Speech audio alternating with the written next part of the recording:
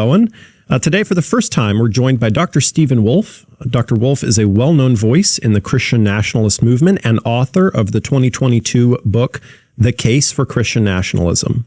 Through his writing and extensive online presence, he argues for what he calls a measured theocratic Caesarism, a model in which the civil government would play an active role in promoting Christianity. You may have seen him in discussions with associates like Douglas Wilson and Joel Webbon. We're also joined by Pastor Jason V. Meister, who you may recognize from our channel through his Reformation Reborn series. Pastor Jason is a pastor, scholar, husband, and father. He has a special interest in church history and the Protestant Reformation and joins us with years of experience in ministry. And then we have my brother, James Bowen, our resident specialist in rare and historic documents that affirm Protestant history. And also Dr. Brian Hustad, a regular contributor to the channel. Welcome, guys. Thank you so much for joining for this interesting conversation. I'll just start us off with a brief word of prayer so that we have the Lord's presence with us here today. Dear Heavenly Father, thank you so much for the opportunity to sit together and reason together. I pray that you would please be present with this conversation and help us to glorify you with our words and actions. I pray these things in Jesus' name. Amen. Amen. So one of the things that I wanted to kind of first start us off with is, it's my understanding that the Christian nationalist movement is really an answer to some of the godless atheism and secularism that we have seen become rampant in our society. And, we have a lot of things that I think we as Christians, and anybody who calls themselves a Christian, should have a fundamental problem with happening in our society. We have abortion that is rampant, killing of unborn babies. We have gender that has been turned into an alphabet soup. We have marriage that has been perverted. We have drug use in many cities now openly, much more so than previous. I mean, you have people using fentanyl and bent over with the fentanyl bends, you have society has degraded.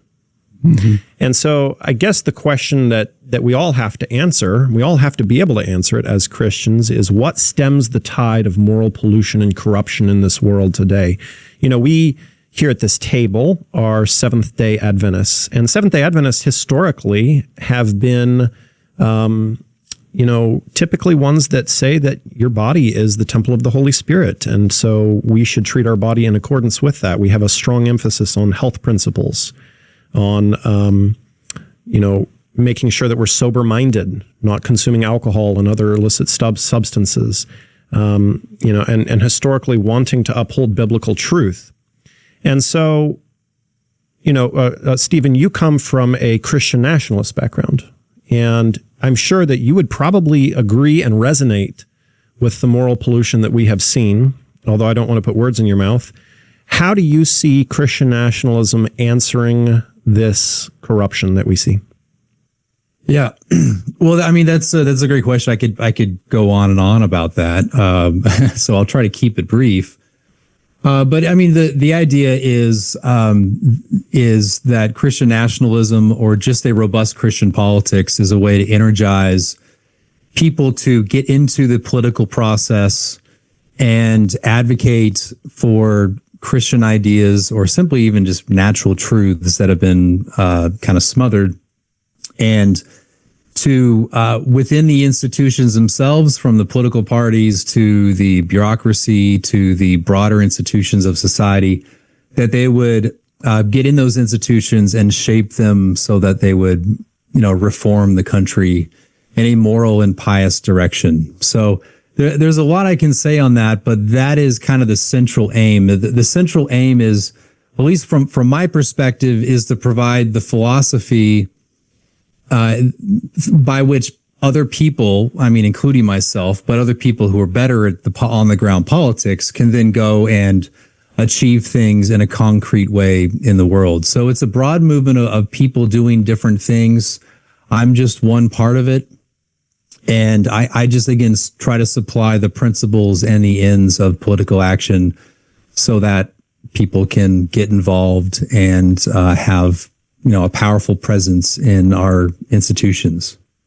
Now, do you see there's a lot of different voices out there that are part of Christian nationalism at this juncture. And we've actually interviewed on our channel previously Douglas Wilson, Jared Longshore, and Lennox Calafungwa. Those are the three individuals that we've had discussions with, lengthy conversations actually, about morality and society. Do you see a difference between the different flavors, or are there different flavors of Christian nationalism out there? Do you find yourself in complete agreement with Douglas Wilson, Jared Longshore, and the rest, or are there differences and nuances there that can be highlighted? No, I mean, there are differences between our camp. Like Doug would say that I'm a Thomist, a follower of Thomas Aquinas, which is not very accurate, but I guess it's close enough. It's accurate. It hits the side of the barn, I suppose, the broadside. And there are differences along those lines. I approach things from a philosophical perspective rather than theological or through a biblical argument. So I get criticized a lot for that, but I'm certainly fine with people making that case. But I studied philosophy. That's my method. I approach it that way. So there are methodological differences, and then there are some theological differences. I'm not a post-millennialist. I'm millennial, kind of in the same sort of vein as Calvin and many of the Genevan theologians of the 16th and 17th century. I tend to emphasize more of people and place and heritage, and I come from a more paleoconservative background. The nationalism part can be treated in a way separately or distinct from the Christian part, meaning that I think it's good that you have a people in place that stretches across generations, that's connected to the land itself. So I tend to emphasize those things more than Doug does. I don't think he wholly disagrees with me on that. It's just an emphasis. So there's other things as well. I do think despite some differences and methodologies and all that, we're generally pushing, moving the ball in the same direction. And so I don't see him as a sort of adversary or opponent. I do see him as a co-belligerent, where oftentimes we are belligerent on smaller issues. And but other than that, I see those guys as moving in the same direction. I just think my kick is sends the ball farther than his. Let me put it that way. I don't know if I'm mixing metaphors. I'm throwing stuff out. I'm still working on the coffee, so yeah. Dr. Wolf, thank you so much once again for the opportunity to sit down and discuss. So we've followed some of your work for a number of years now. I would say a lot of it is something that, just from a personal perspective, even though some of the policies you advocate for historically have, caused some considerable distress for people in our background, we bear you no malice or no ill will personally. I guess the question I would have is, in 2023, Jonathan Berry was featured on the American Moments, and I believe actually you were interviewed on the same channel at one point. But he commented that the current time and a half pay on Sunday for Project 2025 was not a panacea. Do you think this would just result in people getting paid more on Sunday, but it would look all the same? I think there would be some of that. I don't think this is a panacea. Mm-hmm. But the law is a real teacher. Mm-hmm. I think it would prompt, as all laws do, meaningful reflection by serious numbers of people about the importance of rest and what rest is for, and separate and apart from its hortatory function, it changes economic incentives. Mm-hmm. And so I do think you would have a lot of employers who would be shifting work. Now, a lot of employers do a fair amount of this already, because a lot of people naturally disfavor Sabbath work. Mm-hmm. for whatever reason, and often command some kind of premium to work on that. And in your book, The Case for Christian Nationalism, obviously you have enumerated that you believe in, or at least what I'm seeing is that in advancing first table commandments in the Decalogue, what would you view as a panacea or a sufficient law or legislation specifically regarding the fourth commandment? Well, I know that people, I don't know if you guys, but people in your general camp have talked about this idea of a national Sunday blue law. I've never in my life advocated for a federal law that would mandate a Sunday Sabbath or rest or blue laws. I think those would be unconstitutional because there's no power given to the federal government to make that sort of thing in the Constitution, in the Articles. So apart from the First Amendment issues, if there are any, so I'm against that. Also, I just don't think it's enforceable because the federal government, unless they have an agreement with the state, has to enforce their own laws. So I think it's kind of a preposterous idea. I've never heard of it until someone accused me of believing it, actually, nor have I denied it because I thought no one would think that would be plausible. But when you think about the local levels, the state and local levels, it would have to depend upon the composition and characteristics of those people. I think if you have a largely Protestant county or a largely Protestant state, then you can have laws that shut down ordinary commerce on Sundays. And the intent there would simply be to create conditions that would encourage worship. So it wouldn't be compelled worship. It wouldn't be compelling people to have faith. It would simply create outward conditions such that people can put away ordinary earthly concerns so that they can focus on the purpose of that day, or at least the purpose of that worship, which would be more heavenward. So in other words, it just conduces to healthy worship without forcing. In an interview that we observed with Douglas Wilson, one of the remarks that he made is that he does foresee in the future a national honoring of the Lord's Day. I do believe that the Sabbath is going to be part of a reformation of our morals. I don't believe the fourth commandment has been retired in any way. So if there is a national reformation and revival, I believe that will result in a national honoring of the Lord's Day. I do believe that that's going to happen. This is the extent of the persecution that I'd be willing to deploy against a Seventh-day Adventist. He would not be able to go into a shop and buy a shovel. That's the extent of the Right. That would be the extent of the persecution. And so certainly in Project 2025, there was a call for a federal amendment to the Fair Labor Standards Act. So at least on some sense, there are some voices out there that are calling for a federal legislation in that regard. Would that be something that you would support as a means of advancing what you see as Christian principles in our nation? Would you support legislating on a federal level? No. I again, like I said before, I mean, you meant like the Fair Labor Act. I'm not familiar with what you're talking about, but or what that legislation would entail. But in terms of shutting down ordinary commerce on a Sunday, that would not be within the powers of the federal government, nor would it be feasible to enforce. Again, unless, again, there is an agreement with the states to do it. But if the states already agree to do it, why don't the states just have their own law? I would prefer all these things to be at the state or county level, where they are better, where they're actually enforceable, and also they're tailored properly to the characteristics of the people themselves. And I mean, again, this was part of the wisdom of the First Amendment, which was not to separate God from civil government, nor was it to separate church entirely from state at the state level. It was just meant to constrain Congress, because that's the first word of the First Amendment. So I think it's best to keep these sorts of things at the local level, and for several reasons. So your issue isn't with the structure and enforcement of something like that. It would just be that your issue would be if it was done at a federal level. Yeah, I think that's fair. Yeah, it doesn't make any sense to do it at the federal level. Right. I guess the reason why we ask that is because, Project 2025, the section written by Jonathan Berry specifically says that they want to amend the Fair Labor Standards Act to pay people time and a half for time worked on Sundays. And they say it would default to Sundays, but then they also have an exemption clause in there for other faiths, basically other faith traditions.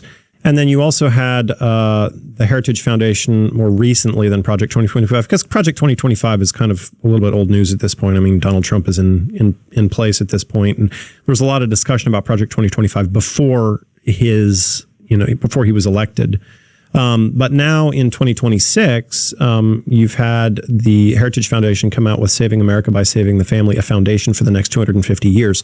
Now, obviously, this coming summer is going to be this country's 250th birthday from 1776. And so, there's a lot of celebrations that are taking place in Washington, D.C. They're going to have the National Day of, it's the National Day of Prayer, I believe, or something on May 17. And then they're also having a big celebration on July 4. And basically, there's all kinds of events going on in D.C. that whole time. So when the Heritage Foundation writes this article about a foundation for the next 250 years, they're kind of saying, okay, how far have we come as a nation? Quite far. We're now the most powerful, nation on earth. What's going to happen in the next 250 years? And one of the things that they call for quite explicitly is a universal day of rest. And they say that state laws, once the blue laws have been repealed and basically gotten rid of, they're very difficult to reinstate. And so they say a universal day of rest essentially makes that easier and makes it so that it's no longer, repealed. Because what if you had a liberal state that is more atheistic? I think of some of the states like California or something like that. You're never going to get them to institute a blue law. At least I don't see it happening very easily for California. Now, maybe you could do it on a county level, like you're saying, Stephen, but you're probably not going to get them to do it on a state level. And so if that's the case, well, then a universal day of rest, according to the Heritage Foundation, would basically solve that problem. But I that's interesting. I did not realize that you were against a federal day of rest. That's interesting. So I guess the question I would have is, if we keep this, if the policies are advocated for at the state level, I guess the question I would have is, historically, how far should a penalty go to enforce such? I mean, certainly they've been advocated for at the state level previously. We have here the Chattanooga Sunday Times, where, our people were arrested and put in chain gangs and had all kinds of persecution back in the late 19th century. And these were laws at the state level. Would that be something that you would, what kind of penalties would you support at the state level for those who don't agree with the Sunday legislation and who work on a Sunday? I don't want to punt on the question, but I will say that it is a matter of policy. So it's not going to be a universal set of punishments. I don't know about the whole chain gang thing. It would seem to me that like nowadays it would be easier to do some sort of monetary consequence or financial consequence to ensure that at least people's businesses are closed to the public. In terms of the actual active work itself, I think people they're not compelled to attend church, but if they actively work on their own private property or even in their store itself, the law, to my mind, would be to just deny public access. So that would deny people a source of revenue for that day, obviously, because they can't sell their stuff. Unless I suppose people would drive onto private property and pick it up or whatever's enforceable. But I don't know the exact, what would be the exact punishment for it. But it would have to be enforced. So if there is a law, there would have to be some sort of sanction involved with the behavior. One of the questions, so I don't know the history of what you're referring to, that Seventh-day Adventists were put in jail or, chain gangs or whatever. A lot of times if you read the actual penalties for crimes, the most severe side of it is either never or rarely actually brought upon anyone. But if there are historical instances of the chain gang, I just don't know. But again, I think that there are ways to tailor this so that it meets the end. The end of it would be maintaining a day of people focused not on earthly things, but higher things.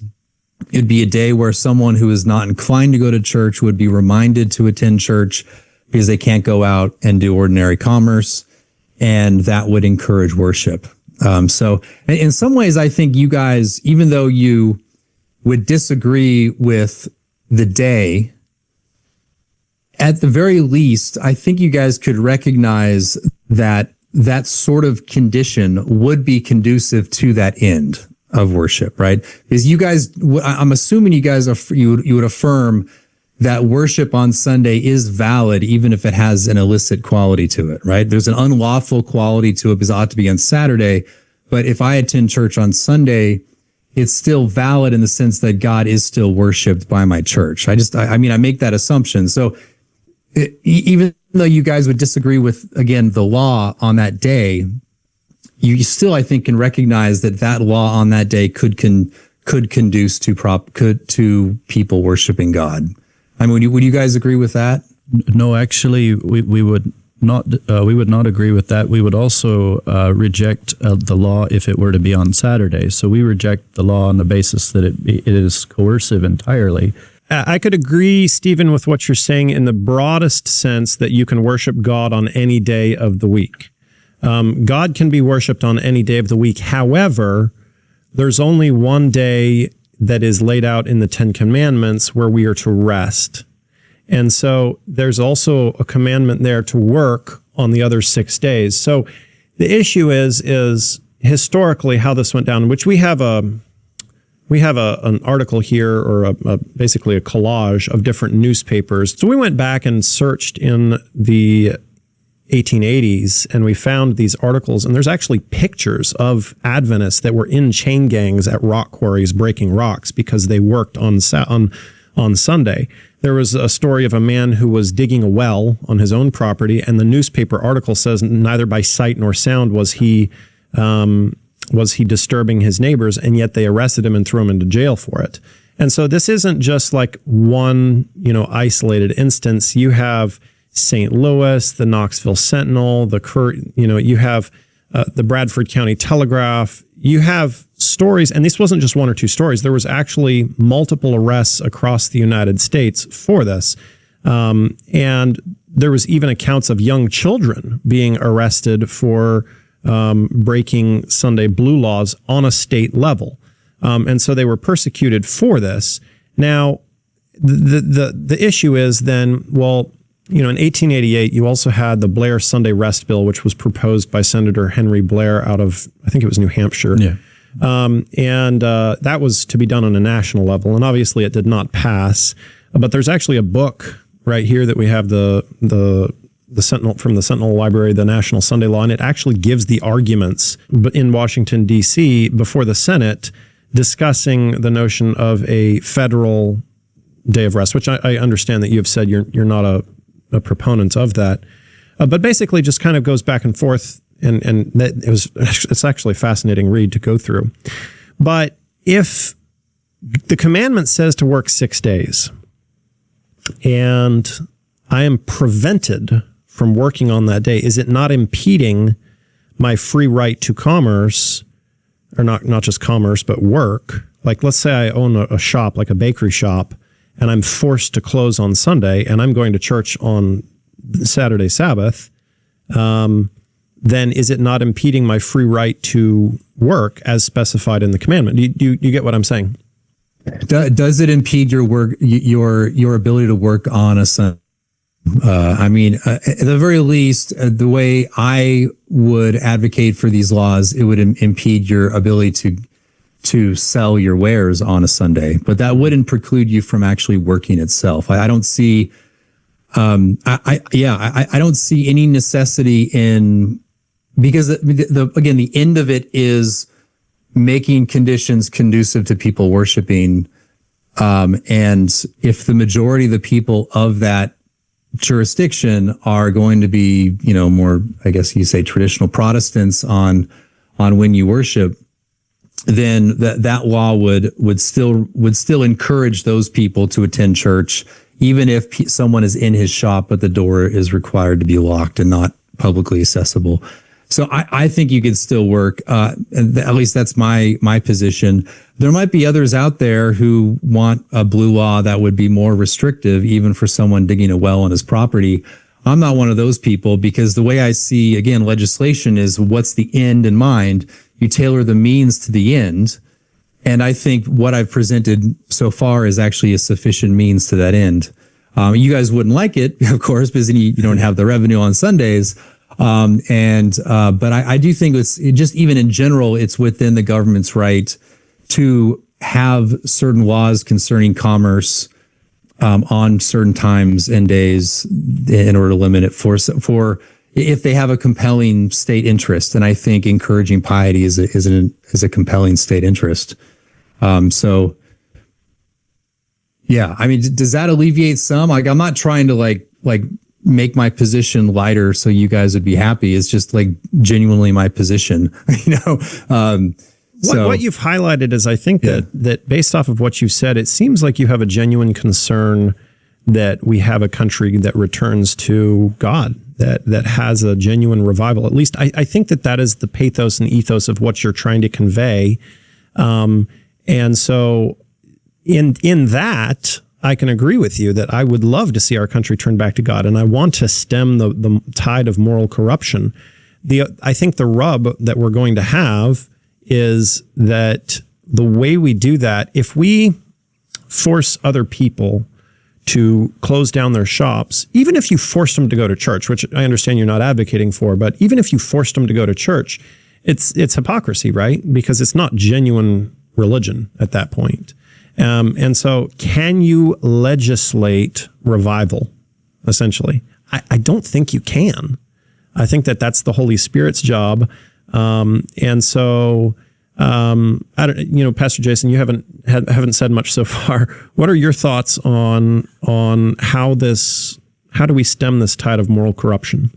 So first, I just want to say thank you so much for coming on to discuss with us, Dr. Wolf. I think that a lot of what you're sharing is just so very beautiful. I love how in your book you opened with the French Revolution, something that people don't often talk about.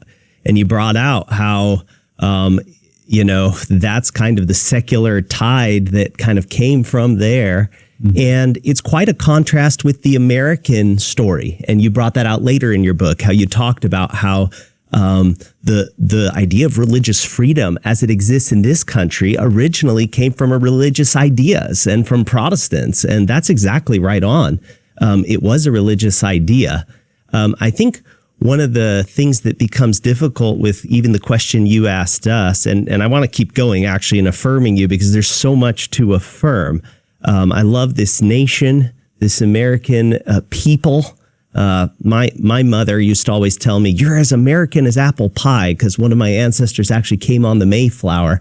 And there's a lot to love about this people. And we want to see this nation flourish in all that God intended it to be. And I do think over the course of its history, we have seen God use this nation and work through the people of this nation to bring a great amount of good. And that word good is really important to you. I've really valued the way you've used that word good to say that Christian nationalism is kind of about seeking both earthly good and heavenly good. And that might be part of where I feel like we have a little bit of a tension in the earthly good and the heavenly good. I know you've also mentioned in a podcast I listened to you speak about how sometimes you don't have to have the majority to win out your conversation. It can be the minority. And in the story of American government and the founding of this nation, it does seem that it was a minority of dissenting Protestants.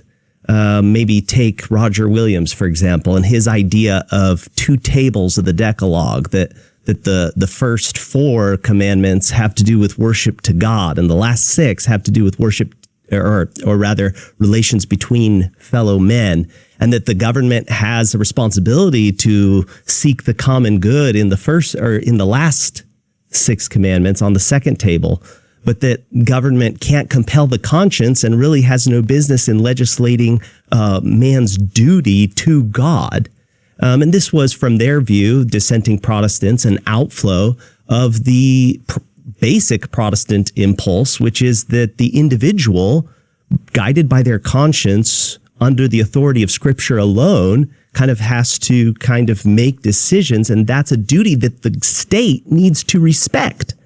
And so kind of that distinction, I guess all that is leading up to say, when you ask us, well, wouldn't you be okay if we just, wouldn't you see a common good in restricting this commerce so that people can then worship God on Sunday?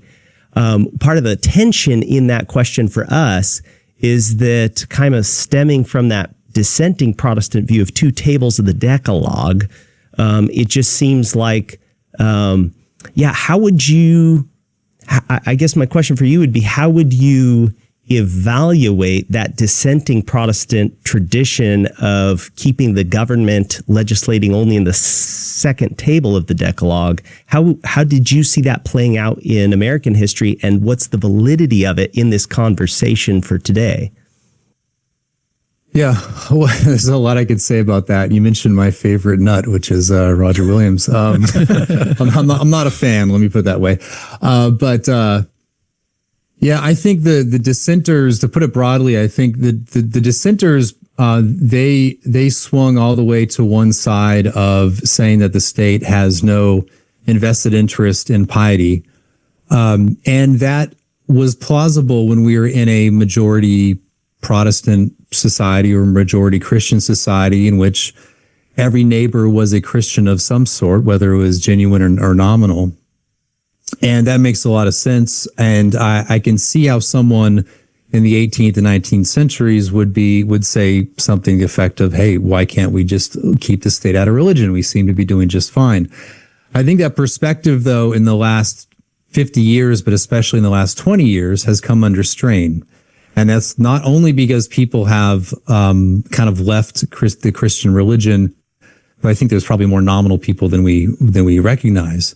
But now we have a lot of immigration that is even non-Christian itself. Mm-hmm. And so that very principle itself has now come under strain. So now in a beautiful rural North Carolina landscape, there is a Hindu temple going up with a statue to a monkey warrior god. Right.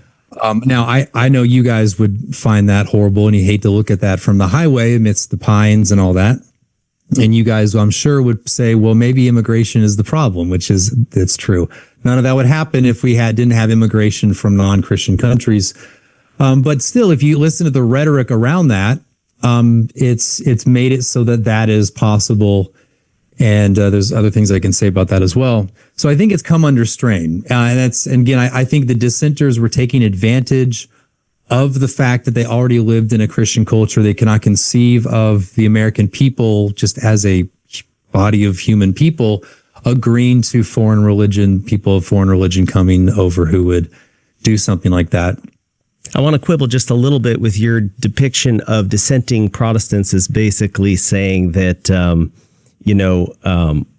the government shouldn't care about man's duty to religious worship, because actually they did care. And it was precisely because they did care that they felt it was necessary to protect the individual in exercising that conscience from government coercion. Yeah. And there's a great book. I don't know if you're familiar with Robert Wilkins' book, Liberty and the Things of God, but he basically depicts all the way back to how, Tertullian and Lactantius, even in the early church, would have viewed kind of the primacy of freedom of conscience as something that needs to be protected from the state. And when I hear, like in your book, you bring up the title of the Christian Prince, which to me, and correct me if I'm wrong, but it conveys for me immediately back to kind of like just after the Reformation settlement and the Treaty of Augsburg, with like each prince, whatever he believes his whole kind of group or his subjects also need to believe. And it was a way that was intended to protect social cohesion, which I think is another big kind of emphasis of yours. But it ended up resulting in a lot of dissenters getting slaughtered or having no place to go. And also, it ended up resulting in the opposite of social cohesion when you look at the 30 Years' War and how it led to basically every prince fighting for his own view. I don't know. Any responses to that? Just overall? Yeah, I think here you have to distinguish prudent or principle and prudence. I get into the Christian Prince thing, what I mean by that in a second, but when you distinguish principle and prudence, so I think in principle you can have an established church and suppress false religion. You can throw heretics in jail, but that would be a matter of principle. So that means that it's a permissible power. Or you could say it's a moral species of a genus of promoting religion.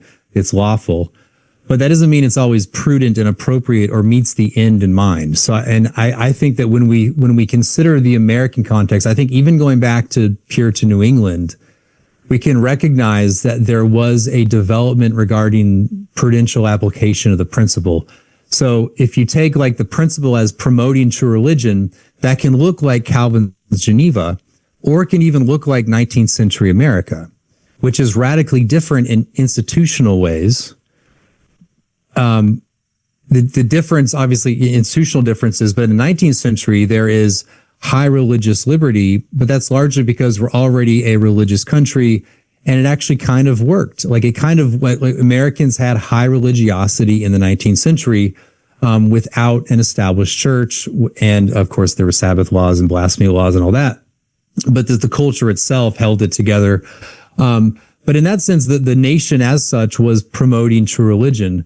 But I think that nowadays we have a different environment, and that principle then has to be applied in a different way. So I'm not in principle I'm not against disestablishing a church. I'm not against removing some of these laws that restricted certain dissenting groups and that now allows them to be free and do what they want. But when you're in different conditions, that means you'd have to apply the principle in a different way. And I think in our conditions now, at the very least, it means that we should have a national interest in restricting pagan false worship, non-Christian worship. And we should have an interest in restricting immigration from countries of that sort. And even like Latin American countries where they have very, very nominal Roman Catholicism. I think all that is also a threat to our national interest. So that's how I would approach that issue. So whenever we talk about promoting true religion, people jump back into like Geneva, or they jump back in like the Baptists being whipped in like, New Haven or Boston. But that's not really what I'm talking about. I would prefer to go back to a sort of like 19th century arrangement where there is pretty extensive religious liberty, but there's also a national self-consciousness of we are a Christian people. And that plays itself out in national life. And then applies it given the context. But anyway, it's a matter of policy. So again, principle, permissible, prudence. I hope that explains things a little bit better. Doesn't give you a concrete policy choice, but that's my specialty, is avoiding concrete.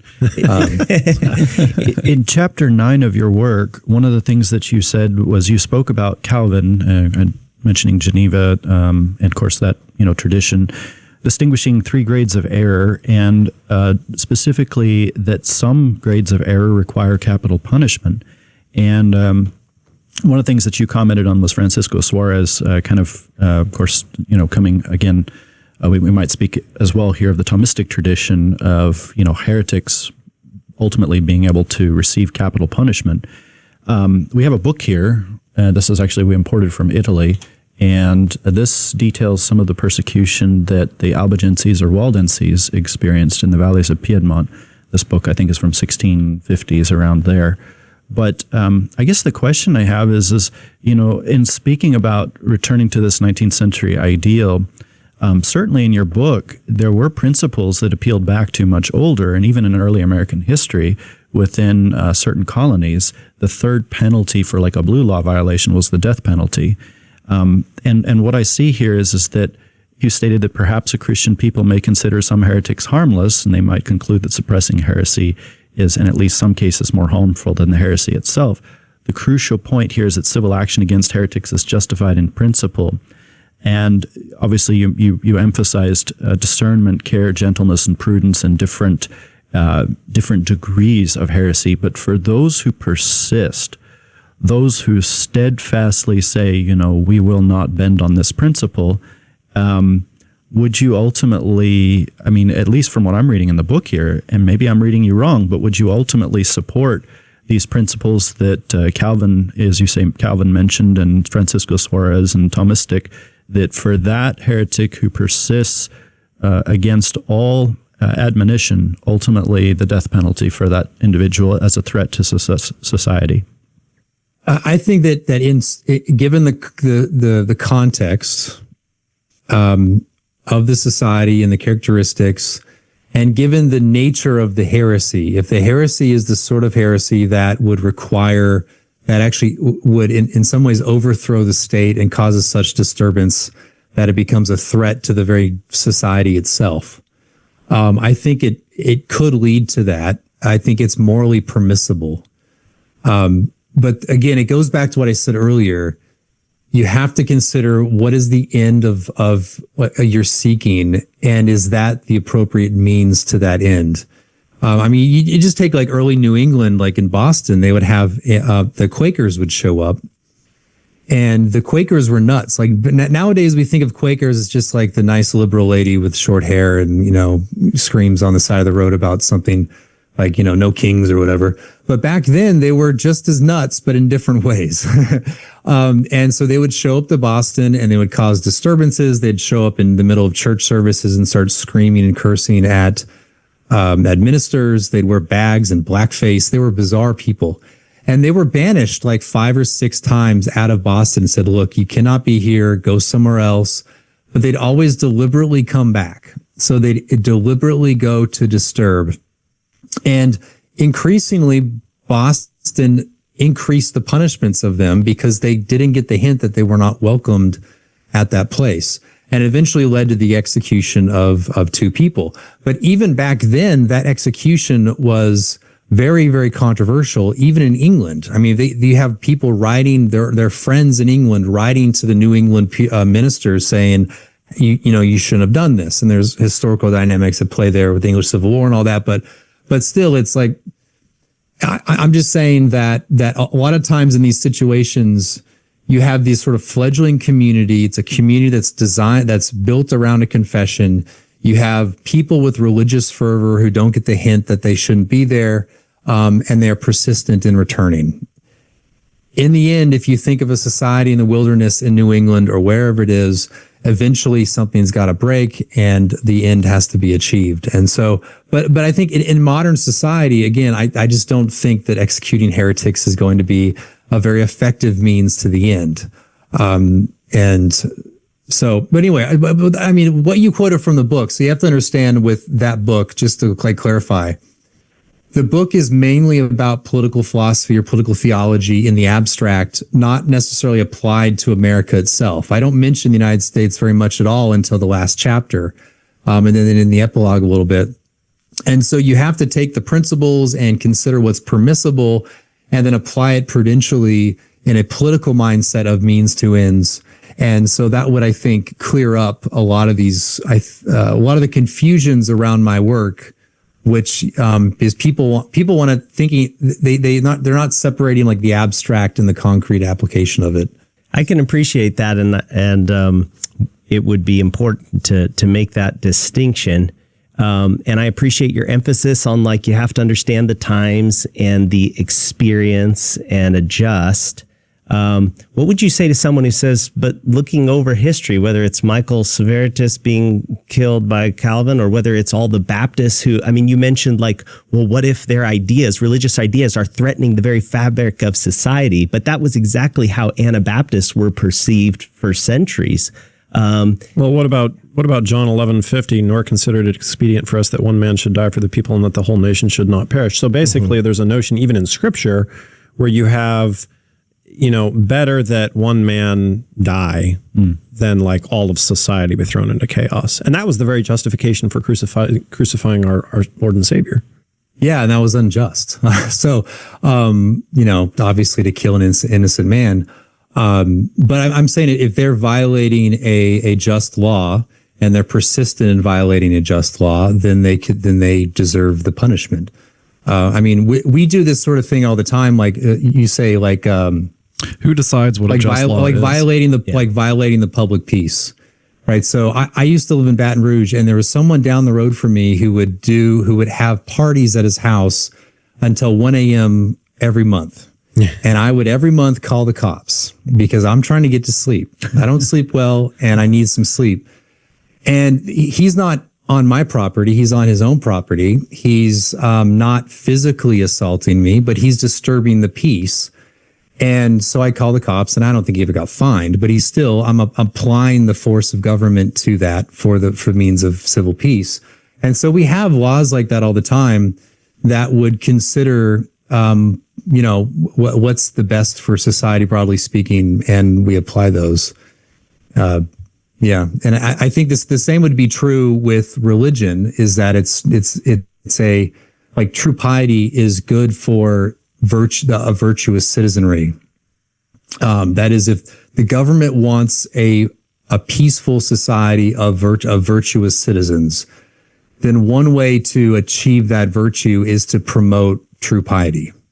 If it's false piety, and we know from history that even the best of the pagans went wrong often because they had false piety. Like, they can recognize all sorts of virtues, but it's when they begin considering the gods that they then become inflamed with certain lusts that end up actually being poor or bad for the society. So, one of the things that I'd watched is Joel Webbon, which I know you've had discussions with Joel Webbon before, and you may have some differences in opinion ultimately with Joel Webbon. I don't know. Maybe you could speak to that. But Joel Webbon had talked about capital punishment, and he had said that basically the maximum penalty a lot of times is not applied in law. So, but you may have it there, but you don't necessarily apply it. But nevertheless, it still can be considered. I would look at all these specific moral laws in the Old Testament, and some of them being civic laws, civil codes. And I would say that the ones that specify the death penalty, that according to the Noahic covenant in Genesis chapter 9, there's actually only one crime, not only a sin, but it's also a crime that merits or mandates even capital punishment, and that is the taking of someone's life. In the case of adultery, or the case of breaking blue laws, which we had on the books here in America for quite a long time, Sabbath laws, or blasphemy laws, or these kinds of things, wherever the death penalty is mentioned, I would see that as that would be a maximum penalty. So in the state of Texas, you see signs, don't mess with Texas, littering, $2,000 fine or 5 years in jail. And I don't know about you, but I don't know anyone who's doing hard time in prison right now. It's like, man, I've been here 3.5 years, 18 more months to go. I threw a Coke bottle out the window. And so what I would say is, for repeat incessant offenders, homosexuality, for instance, not police going into private homes, but if someone is trying to indoctrinate children, they're writing paraphernalia, they're leading parades that are grotesque, egregious, where people are nude. They've done it again and again and again and again. They've received certain fines, certain penalties. They've been told to cease and desist. It's been years. They continue. Then yes, it could raise all the way up as a maximum penalty to that point. So that's how I look at the Old Testament. I know you would disagree, but just to answer the question. So for the same would be for blasphemy and adultery, for example. Repeat offenders could theoretically face the death penalty. Theoretically, a repeat offender could. So he's kind of saying that, at least in a veiled sense, let's say you had somebody who maybe they're not pro-LGBTQ, but they're very much against blue laws, and blue laws get passed, and they're out there marching and saying this is wrong, this is against the Bible, this is, we don't believe this, and they're basically making a nuisance for themselves. You can apply the same concept, that eventually they would reach a point where they're being obnoxious enough that capital punishment is warranted, and that is the maximum of the penalty. Now, bearing all that in mind,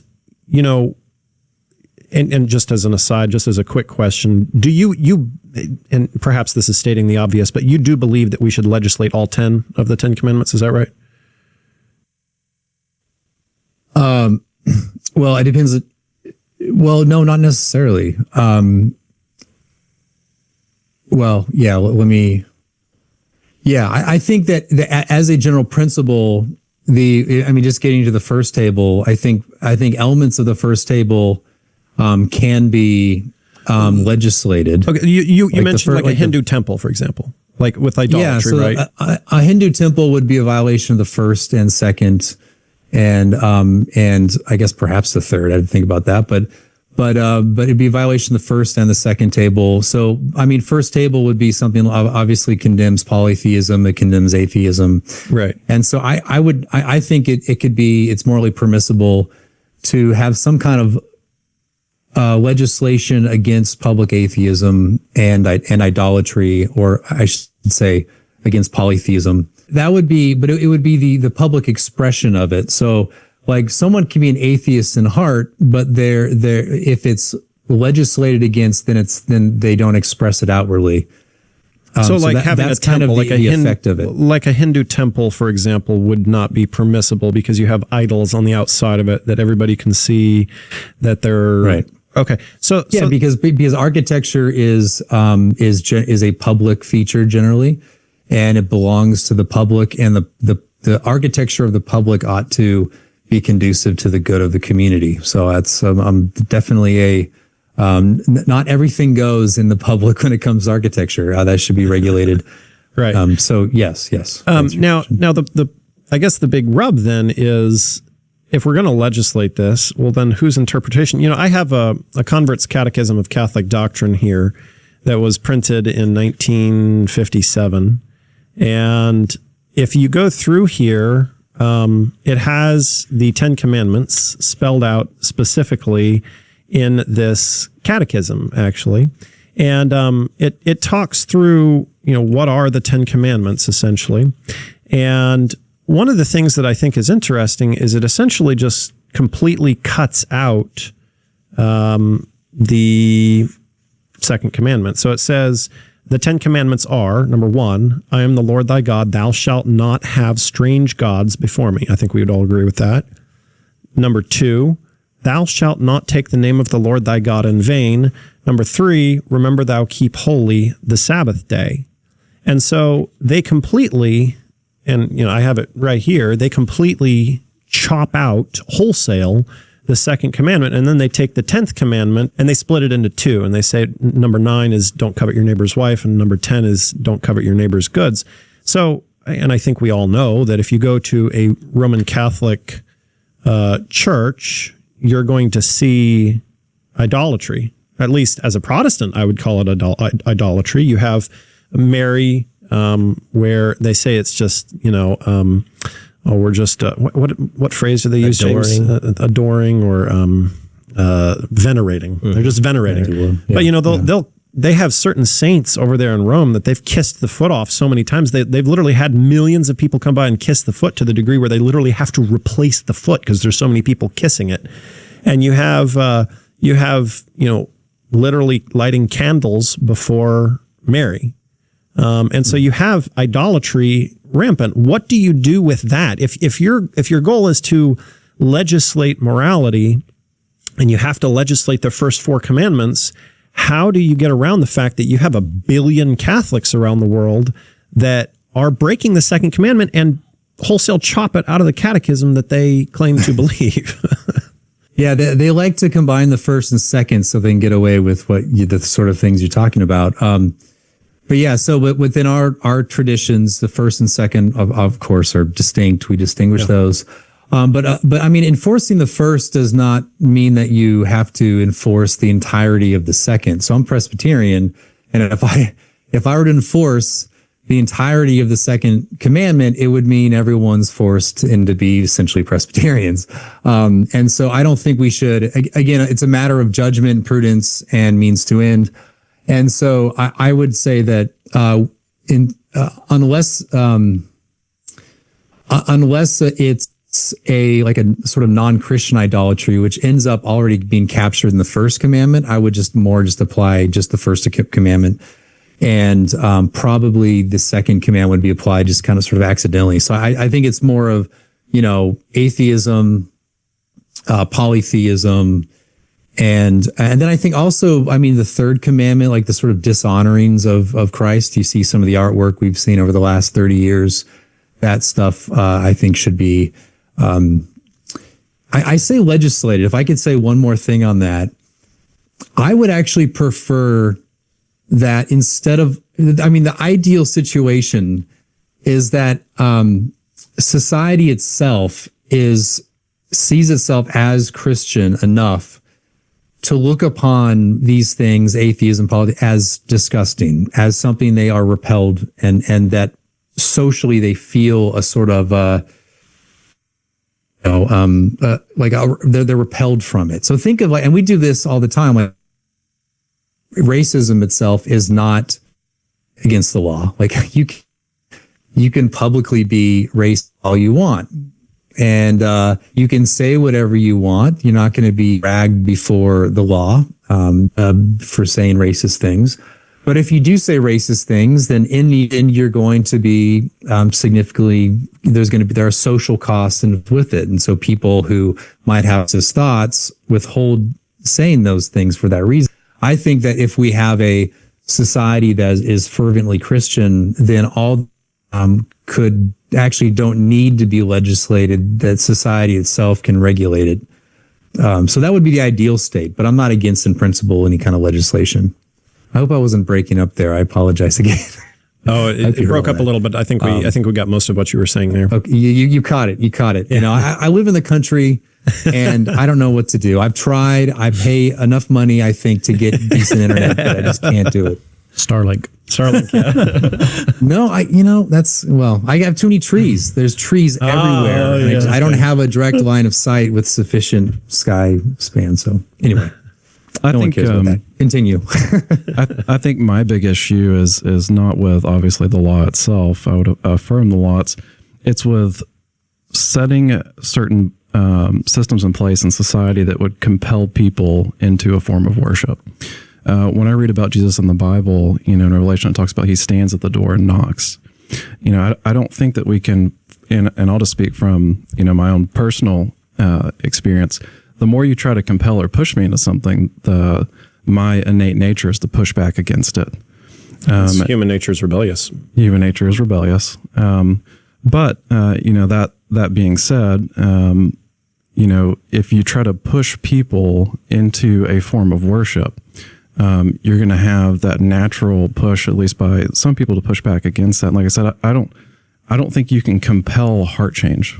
I think that's not our job. I think that's the job of the Holy Spirit, as kind of has been mentioned here previously in our discussion. But I think that's kind of my biggest issue when I look at it, is not so much the law itself, because I would affirm God's law. It's the system that is put in place, because ultimately you have to decide, to Alex's point earlier on John 11:50, and it says, "Nor consider that it is expedient for us that one man should die for the people, and that the whole nation perish not." That kind of thought process led to the death of Jesus, which of course you said was an unjust punishment or unjust killing. But I would like to point out that was the civil and religious authority at that time that made that decision, and in their mind it was just. And so when you talk about putting a system in place to compel people to worship, and then, you have a kind of a series of punishments that would take place that would kind of scale and escalate, if you had continued breaking of that. Do you see and again, we talked about, I understand that you would be against federal legislation, but would be for local legislation. Do you see, in your mind, would you be for, let's just say, a state or county legislation for blue laws, for example? And in that county, for example, you had a mix of Protestants, Catholics, different faiths. Maybe the majority were Sunday keepers, and you had a minority that were Sabbath keepers. And if you had, you started that system in place, and the Sabbath keepers, were preaching against Sunday legislation. Maybe they were going into the streets and they were going and talking to the people and preaching from what their view is their sincerely held belief against worship on Sunday and for the biblical Sabbath. Do you see that there's ever a time where that could escalate to that point where you did actually have those people with potentially facing capital punishment? And if so, is there a biblical precedent for that? I don't think for simply saying that anyone should receive capital punishment. I mean, you're talking at a level of abstraction that my philosophical brain, I have to get concrete. Like if we're in the American context, we're not. If someone is lawfully demonstrating per the First Amendment, freedom of speech, then they should not be. Then their speech should not be punished. I mean, if they truly are disturbing the civil peace by an unlawful protest, because it has to be under law, and that would not be so much for the speech; it would be more for the fact that they're violating the law. But really, what you'd all be doing is you'd just be doing what Americans do in politics, which is you demonstrate and you state your argument. And then I get the opportunity to state mine, and if you guys win out, then you would win. I think that actually, as I said earlier, I think you guys yourselves, even though you disagree with a component of Sunday Blue laws, I think you guys should support it because it actually would make a better society. It would contribute, would promote piety, and you would live in that society. A society of a more pious and then therefore virtuous citizenry. So even you have an interest, even though you don't like one part of it. The end of it is something you should enjoy, whereas the means you might not. So I guess the picture that we're concerned about is fundamentally what we believe is a belief that's comes from the Bible, but it's also something that Protestants affirmed previously, long before us, that we've long expected, and we recognize that Sunday, when it is enforced by law, will be the mark of the beast crisis in Revelation 14. So Revelation 14 speaks about 4 violations of God's law that will be ultimately implemented: a worship to the beast, which violates Commandment 1, an image to the beast, which violates Commandment 2, a name of the beast, which violates Commandment 3, and then the mark, which violates Commandment 4. This was long talked about. John Lavington, George Carlo, Thomas Tillam. There were numerous Protestants that recognized that Sunday, that Rome claimed to change without scriptural authority, was ultimately, she claimed it as her sign and God's sign in the Ten Commandments and in Exodus 31 and Ezekiel 20 and other texts in Scripture is God's seventh-day Sabbath. So the concern that we have is, imagine a time period where blue laws are put into action, and of course there's legislation against perhaps blasphemy, and then imagine you have a whole group of people going out and proclaiming, hey, this is the mark of the beast crisis in Revelation 14. Could that not be construed by some Christian nationalists as blasphemy? And could that not then be pursued and say, you're disrupting civil order by making these claims about Sunday, so therefore you need to be put in prison because you're disrupting civil order? That's the rub. That's the concern. And our position on blue laws is that we've long anticipated this to occur. We actually have a book here called The Great Controversy, which details in it, and we've been printing these by the millions and passing them out, that we've long anticipated church and state to unite on this very issue, and this to kind of be the point at the end of time. I guess my question would be, if you were faced with that level of concern, public concern, could that not escalate? Well, and to kind of piggyback off what you're saying there, so that kind of Stephen understands where we're coming from a little bit better in light of that. Stephen, I kind of get the feeling that you're like, well, you guys may not like this, but it's for the good of society, and so yeah, you can go picket and you can raise your voice and say, hey, this is wrong, and the best person wins. But I think that something that has to be highlighted is just how big of a deal this is viewed. And and perhaps it can seem even dogmatic. It can seem like we're just like a dog with a bone that just won't let that subject go. But it goes back to those notions. I mean, you had, in John Oxford in 1650 talking about the doctrine of the fourth commandment deformed by popery, and you have Daniel 7:25 talking about a power that would seek to change times and laws. And you have the Catholic Church, even in this book right here, saying that they changed it and that is their, their authority to do so. And there's other statements saying that they have that's their mark. That's their ability to change. So when we view this, it does seem dogmatic, right? It does seem like, oh, it's just like a dog with a bone. We're just not letting it go.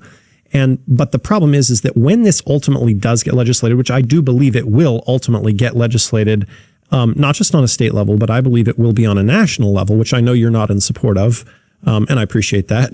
But I think eventually it will get legislated on a national level. And when that happens, it's not going to just be us with saying, oh, this is wrong.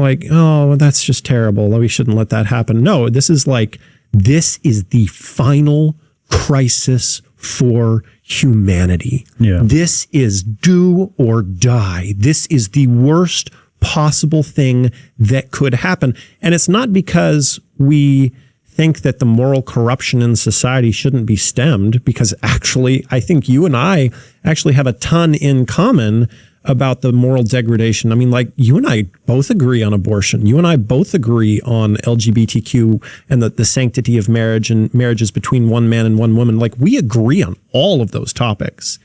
But the one rub is this.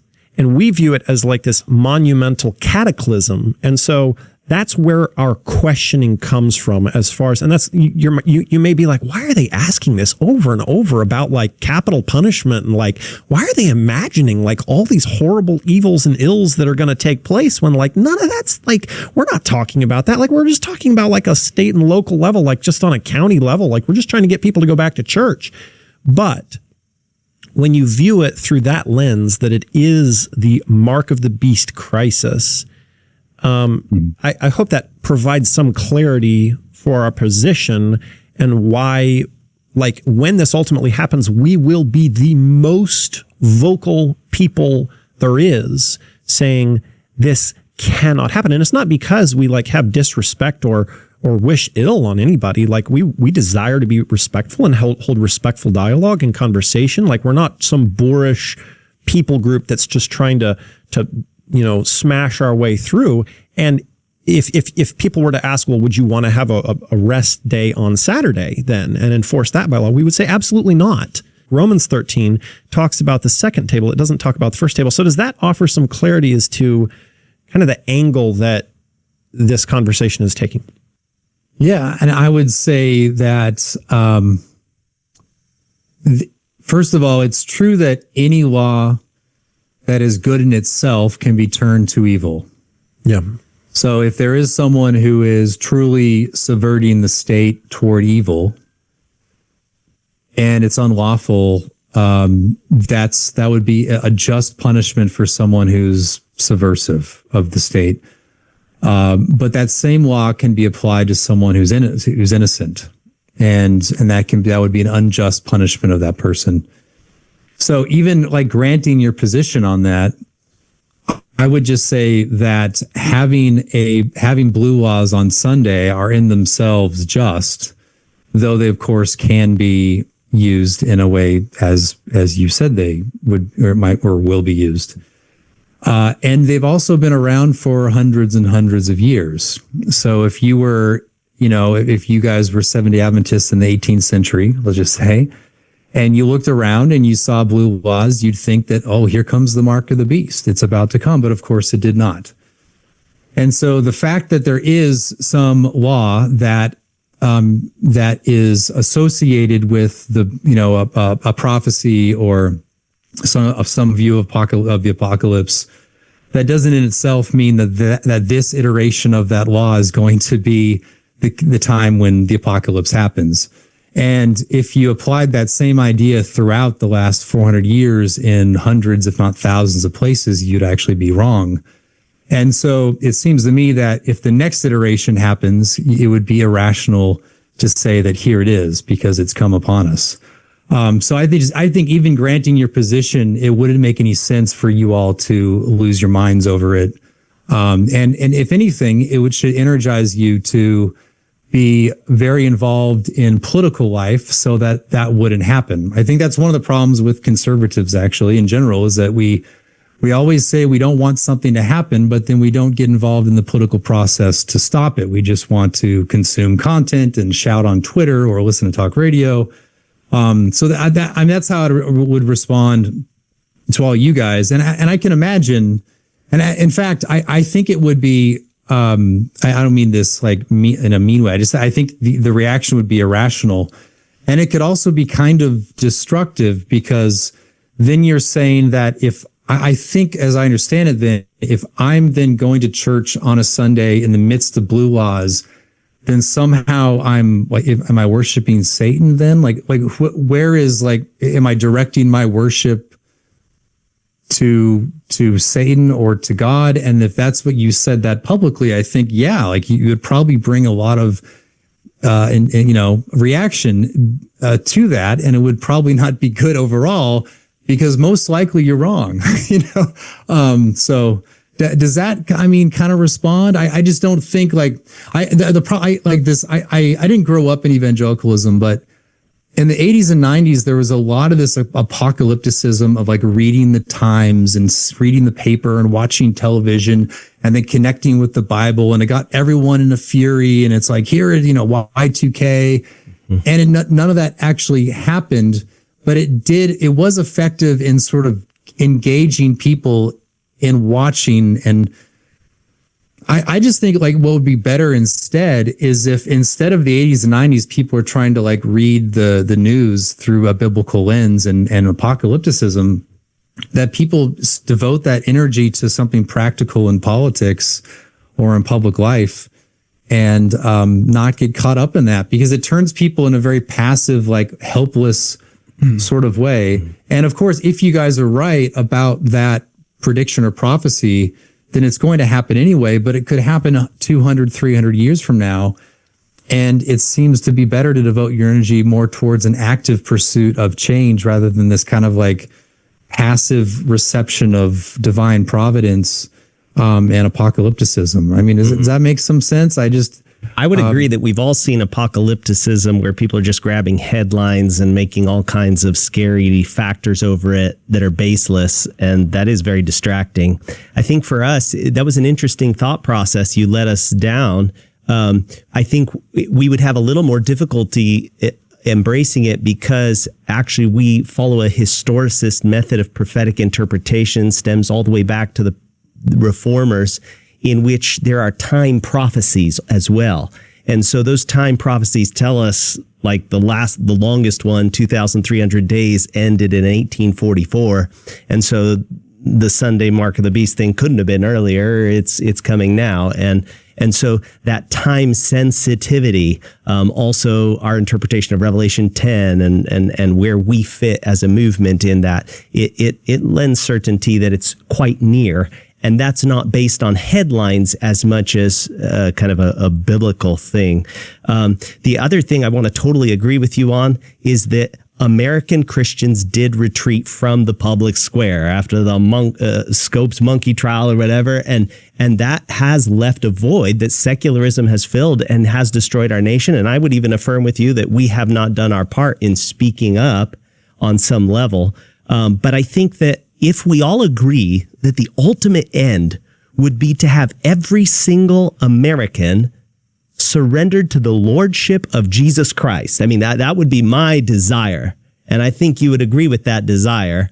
But I think the Bible would say that the way we do that is go and make disciples by teaching and preaching and baptizing. And so our idea of how to get to that end, you talk about what's the end and what would be the appropriate means, is the proclamation of the gospel and the active service of our fellow humans, be they sick and we can heal them, be they cold and naked, we can clothe them, but to serve and to proclaim in such a way that God would be lifted up and people would give their lives to him. And I think that's what the Bible would say. I hear a lot more about that in the New Testament than I do about how we need to use laws to force people to The other thing I would add to that is, while all of these individuals in Protestantism have commented on, Sunday being Rome's mark, the actual final test is when the second beast of Revelation 13 enforces an image to the first.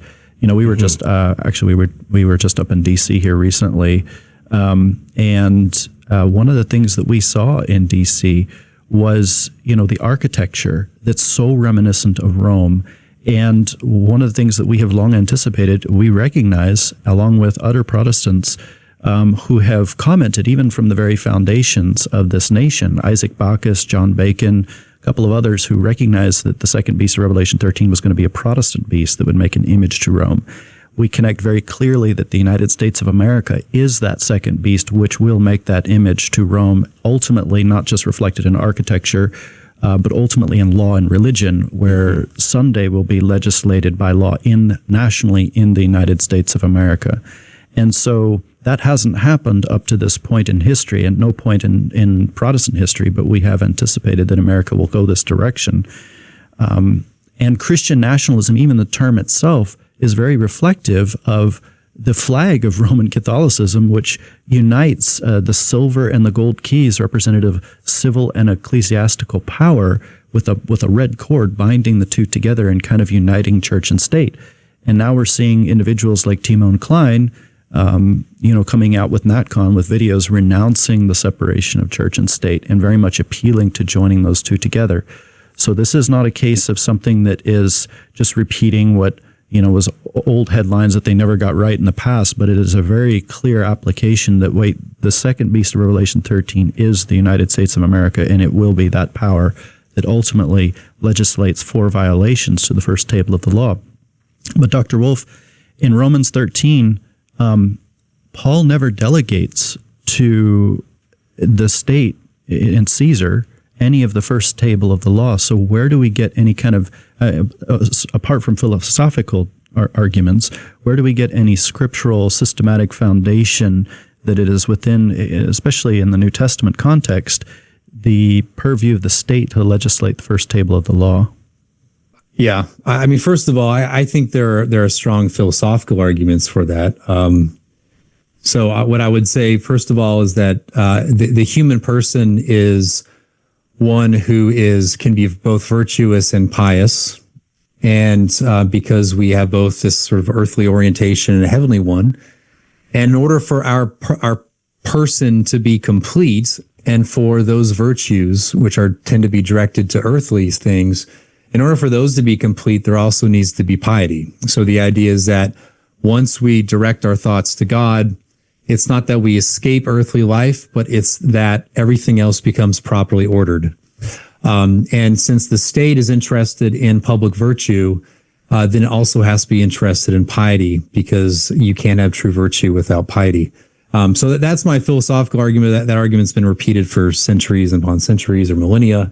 I think it's a strong argument. I think your guys' position entails the separation of virtue and piety, or at least the sort of liberalization of civil government. I mean, that they're not interested in virtue at all, but just this bare bones peace, which I think is wrong. But so I think that's a philosophical argument that brings in our understanding of our duties to God and how it relates to our duties to fellow man. Well, Christ in Matthew 22, commenting on what is owed to God and what is to man, used the example of a coin, and whose superscription is it? In Matthew 22, we see, render unto Caesar that which is Caesar's, and unto God's the things that are God's.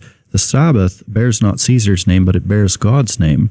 And so I guess the question I would ask is, since it bears the name of God and therefore is not Caesar's, and we are to render it to God then and not to Caesar, I would say, I know you mentioned philosophical reasons, but is there any scriptural reasons? Is there any biblical reasons? Does Paul, obviously not Romans 13, because Paul never delegates first table commandments to Caesar, but where in the New Testament do we see Caesar getting delegated with enforcing the first table of the law?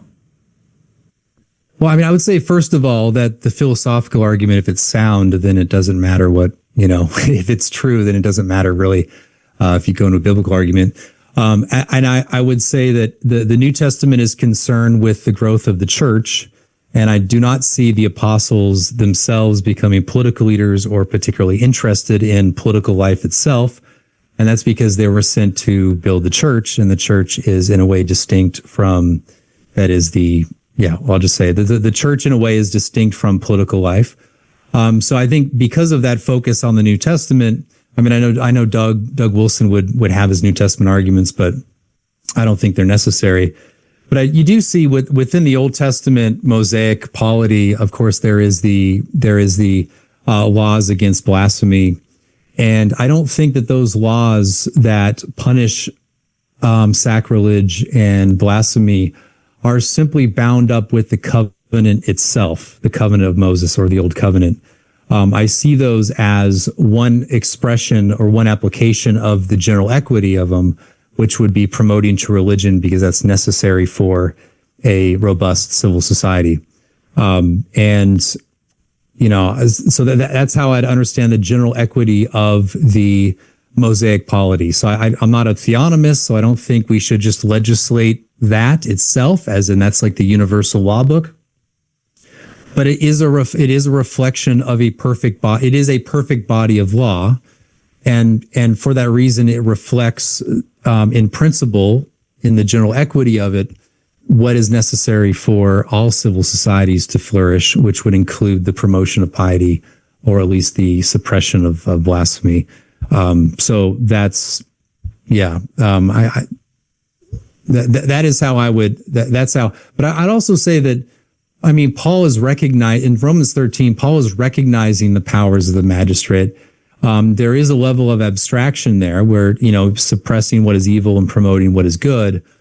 So I don't think he is now instituting civil government and its purposes. There's not a change in substance because of Romans 13. It's a recognition of what civil government is for all of human history, past and present and future. And what you see reflected in, say, even like Jonah and Nineveh, is that the king of Nineveh repents, and then he brings even his pagan nation under the true God. It seems to signify to me that there remains a natural principle for a formerly pagan king that his pagan nation would acknowledge and worship the true God. I think the position, like when you separate the two tables, I think to my mind, it's you're making it so that the state is interested in a certain thing, namely a virtuous citizenry. But in order for the state or the nation as such to achieve that level to achieve its end that God has, to achieve the good and the promotion of the good for a nation, the state then has an interest in people being pious. That doesn't mean that the state has the means to do that. So several times you guys have mentioned that I want to compel worship, but I don't want to compel worship because I don't think the state can compel worship because that's a matter of conscience. But it can restrain things that are in error, that are expressed outwardly in error. So once we go from internal error to outward error, those errors can be suppressed. And in doing so, it creates an environment, a condition in which those conduce to reception of the gospel. So you can't compel a conscience, but you can create the conditions for it. That's the same thing we do in our families. I'm sure you guys would say that my family is a Christian family, or your families are Christian families. You arrange that household by your authority, an authority given you by God and, in a way, nature itself. You arrange that so it conduces to your children's conversion. But you know that as fathers, you can't compel your children to believe. You can only, encourage them, admonish them, exhort them, and create a Christian household. And in doing so, you eliminate the things that would be detrimental to that end in your own household. So if suddenly, some neighbor kid hands your kid a book on witchcraft, and suddenly your kid's flipping through a book on witchcraft, my guess is that you're going to seize that book and throw it away or burn it or something, right? Mm-hmm. Yep. What are you doing in that act? You're using your natural authority in the household to create conditions such that it points them to the truth. And what I'm saying is that sort of thing, not exactly that sort of thing, but that sort of thing can happen in the civil realm. I think it's one thing to set conditions in the household. For example, I have a 2-year-old and 4-year-old versus setting conditions. And you say that, you're not compelling worship, but earlier, and I don't want to put words in your mouth, so just to clarify, make sure I understood, that you would set the conditions for essentially restricting buying and selling so that it would point people in the direction of worshiping on Sunday. Is that correct? Yes. So, I think that's different because, my kids eventually, my goal is you're supposed to raise up a child the way that it should go, but eventually they're going to have their own choice. And they're going to be able to make that choice. That's different than setting the conditions on society that, in my view, manipulates everyone in a certain direction. You have a big distinction between a 4-year-old and a fully mature and developed adult. I would want to ask you though, because I would say I'm a pretty rose-colored glass type person. I'm not a apocalyptist for sure. But when you talk about restricting buying and selling. I'm not sure how much study, and I'm sure you probably have, but in Revelation 13, verse 17, this is talking about essentially the mark of the beast, and it says that no man might buy or sell save that he had that mark, or the name of the beast, or the number of his name. When you start talking about that, it gets my mind, it's a bunch of red flags. And do you not see, and again, we're not doing a study in Revelation 13, but just me making that point, do you not see that how we could have concern about instituting legislation or putting in a framework that would restrict buying and selling? Because I hear that and I go immediately to my Bible and what it says in Revelation. And actually, just to ask one more question that you can answer in addition to Brian's question, there is what is your view of the mark of the beast crisis? And assuming you disagree with us, which I believe you do, you disagree with our interpretation of the mark of the beast crisis. Well, then what is the right interpretation of it?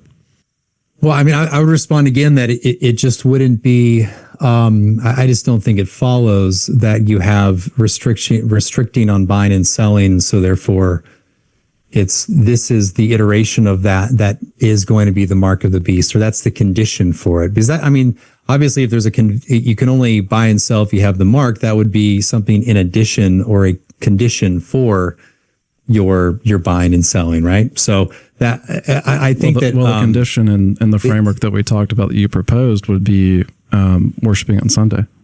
It would meet that condition, but it wouldn't entirely, right? Because then but like I said before, that sort of thing has been around for hundreds of years, and this addition of the condition of the mark would be in addition to all of that. And so it doesn't mean it doesn't follow that because there's going to be buying and because there is blue laws, that this iteration of it is going to be the mark. Unless you guys have an historicist reading of it, I guess, but I actually have to agree with you a little bit here in a distinction sort of way. I can actually see why you say that, and I actually agree with you saying that because your worldview doesn't involve a national one. So you're saying, you're like, why is this a big deal? Because we've had blue laws on a local level for forever. And so you're like, so how does this make any sense? And so if you look at it just at a local level, then I actually agree with you. We don't actually believe that it's the local level that does it. We live here in Tennessee. We already have blue laws. They already have you can't go down and buy liquor or whatever. I think that's still in place here in Tennessee and Georgia and a lot of these other southern states. So we are not saying that is somehow the mark of the beast. We're not saying that some local blue law where I can't go to the store and buy liquor on a Sunday is the mark of the beast. That's not what we're saying. And so I just want to make sure we have a clear distinction here. What we believe is ultimately going to happen is that there is going to be a national Sunday law. Now, I am glad to hear that you don't agree with doing it on a national level and you only agree with it on a local level. But it's never happened on a national level. So we can't say that this has happened before and it's never been the thing, because it's never happened on a national level inside the United States. And so, but going back to the mark of the beast crisis, then assume we have completely the wrong interpretation of the mark of the beast. What are you, a preterist, a futurist, a historicist? How do you read Daniel and Revelation? Do you believe that there are mysteries that can't be unlocked? What is your whole interpretation of that crisis, if I might ask? So I will say that because of what I do, I actually ironically don't apply eschatology to or interpretations of Revelation to my politics. But I will say I tend more towards the sort of historicist view that takes the mark of the beast as being some sort of antichrist that institutes false worship and has some kind of compulsion to that end. So I think it's like the church suffers under antichrist over the centuries. And that is yet in the future still, like that particular part, like has not yet happened? I think it's like it's more of a sort of cycle of the church encountering these things, right? So I think you guys have a much more developed view of that than I do. Okay, that's okay. Yeah. So okay. I just what I'll say though is largely because I'm not particularly interested in those questions, and I focus on certain things. So in this sense, I'm not as good as my Protestant forebears who knew everything. And I don't see how any of that comes to shape my actual my politics, and hasn't been shown yet that it does. So, would you agree with the Westminster Confession of Faith in identifying the Pope as Antichrist? I think that, the papacy at times has been the Antichrist in the sense that they've persecuted people of the faith. And the sense of, but I don't think the only, I think the problem with Rome is that it domineers, it literally domineers the conscience. So that even into your mind, even if in your mind you find either no reason or reasons contrary to some position, the only sufficient reason and necessary reason to believe something is because the papacy or the magisterium says it. That strikes me as a violation of conscience, because I think God addresses us as reasonable creatures with reasons for position that is not based upon any sort of figure with on the earth. So when the papacy has sought in the past to dominate the conscience, and in a way it still kind of does, that has been an expression of Antichrist. I think that's true. But I say that though, with actually a lot of respect for a lot of Roman Catholics. And I'm not one of those people who thinks that everyone who's in the Roman Church is not a Christian. So I'll say that. We have our disagreements. I actually work with Roman Catholics in politics. So we'll just leave it at that. I don't want to make enemies where there's actually allies and co-belligerents here. But that is my position, that if you come to dominate the conscience via your own word, and your word is just simply you as an earthly sort of monarch, then that's first of all not a principled reason to believe anything, and second of all, it's I think violating the conscience. So anyway, it's interesting looking at the history of course, Protestants interpreting the Roman power as Antichrist, because of course there were hundreds and hundreds of Protestants for many years who interpreted Rome as, and specifically the papacy, as the Antichrist power. And then, of course, they recognized, you look at Drew Cressner, for example, over 100 years before, in 1798, he recognizes the 1260-year prophecy of Daniel 7, that by the year 1800, the Roman power would lose its power. And we see that in 1798 when Berthier marched in and took the Pope captive and ultimately declared that all of the former power of the Pope was suppressed. And so we see the rise of secularism and atheism, specifically in the French Revolution, which I can appreciate from some of the connections you made as well about where that push for atheism has come from. In fact, some Protestants even kind of connected it to the beast from the abyss in Revelation, I believe it's 11. But the concern that we have is Revelation describes this power as was, is not, and yet is. So it would lose its civil power and then come back at the end of time. And we can see in the United States how now we have a Supreme Court that's stacked with Roman Catholics, how Catholic policy is coming back very, very strong. And specifically on the question of uniting church and state, their position has always been that those two ought to be united and work in concert together. And so we're getting closer and closer to that element where Catholicism's getting really, really huge going on. And they're having a powerful voice within Christian nationalism today. And I think in many cases, influencing speakers in Christian nationalism. Take, for example, you had Joel Webbin sitting down recently with Dr. Taylor Marshall. And Dr. Taylor Marshall's been speaking very openly lately about the separation of church and state, that needs to go. This is from 1864. It's Pope Pius IX. He wrote a document called the Syllabus of Errors. All right. He listed things that were erroneous, that were bad, and he condemned them.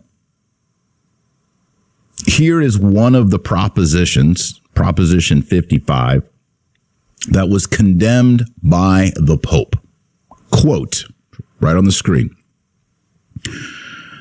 Quote, the church ought to be separated from the state and the state from the church, end quote. This proposition was condemned as heretical. All right. So if you make this proposition, that is condemned, that is anathema, that is heretical. If you are a Catholic, you cannot say this, and I quote, the church ought to be separated from the state and the state from the church. What is Pope Pius IX teaching us? He's teaching us that there is a true integration of the church and of the state. So the church has the vocation, the call, and the graces to elevate the state. It can call the state to have a Catholic understanding of matrimony, of family, of adoption, of laws, of just war, of usury. And this is exactly what should happen. And in successful Catholic countries, Christian countries, historical, that is what happened. Were there abuses? Yes. Guess what? Humans and their concupiscence from original sin kicks in. People submit to evil. But the proper arrangement is the Catholic one, and that is an integration of church and state, state in its lane, church in its lane, but integrated. Historically, when Rome has done this for hundreds of years, bloodshed has been the result. And ultimately, well, there may be some more mild individuals, maybe who, don't want to push that far. And I can respect the statements that you've made so far and not wanting to go down a national road and some other remarks. But there are many people who are much more open. And I'm just not seeing the brakes being applied in principle that would stop this movement from ultimately going so far as to do everything that Roman Catholicism has done before in joining together church and state ultimately, because, in some cases, it has been very explicit calling for death penalty, blasphemy laws, and blue laws. And realistically, going back those hundreds of years that blue laws have occurred, the Martyr's Mirror has detailed individuals who were slain for no other reason than just choosing to rest on a different day and teach that as the principle of faith. And not in a belligerent sense of going in and being disruptive in somebody else's church. I don't think that's right to walk in uninvited to somebody's church and start yelling and creating a scene, but in the public square to go and preach. If that's not protected, isn't that ultimately an invasion of conscience as far as what God dictates we ought to say and do? Doesn't God's actions and how we worship him govern what we say and do as well? Yeah, I just point to the distinction again on that last point. I want to talk about Roman Catholicism in a second, but there is a distinction between an inward belief and it being outwardly expressed. Just like when you have libel and slander laws. So someone can say something and it be untrue and damaging, and then someone can sue on behalf to maintain someone's reputation. So there are ways in which outward expression of your inward thoughts can be can be legislated against, of course, like fire in a crowded theater, that sort of stuff. That doesn't exactly get at your point, but that is how I would make that distinction. So I'm not compelling people. I would never. I think it'd be wrong to compel people to say what they don't affirm, because that would be a violation of conscience. It's different than saying, if you say this, even if you seriously believe it, if you say this, you can be punished, because of what you say can actually be damaging to the public. Like if you're if you're a government bureaucrat or in the State Department and you truly believe, let's say it's the 1980s, that communism is the way, you can be punished for saying to that communist bureaucrat, hey, we're about to do this and you should go destroy the United States. So I'm saying there's just like many ways in which you can suppress outward belief. But in terms of like Roman Catholicism, I think it's kind of overblown. I think Roman Catholicism is largely a mess worldwide, because you have very liberal left-wing factions. The Pope tends to be a kind of even though he's an American, the popes tend to be sort of left-wing.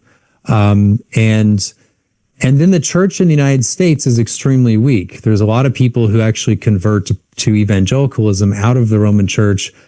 But if you go online, you'll see many people in the Roman church that are very loud, and they have these views that you're saying that would be a closer integration of church and state. A big roadblock for them is Vatican II. Vatican II kind of restrains, in a way, it Protestantized the Roman Church. They were adamantly against religious liberty all up into the 20th century. Then all of a sudden they're for it. It sounds almost like Mormonism, right? They're for something, and all of a sudden they get a word.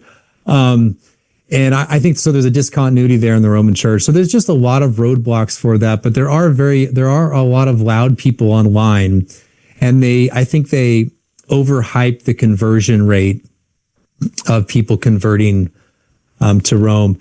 And in my interaction with a lot of converts, in a way, they are actually kind of old American Protestants. You could say they're kind of Gallican, a lot of them. Gallican meaning they want the church to be out of state affairs. And so I just don't, I know you guys have like this interpretation and prophecy. I just don't see it in terms of the facts on the ground.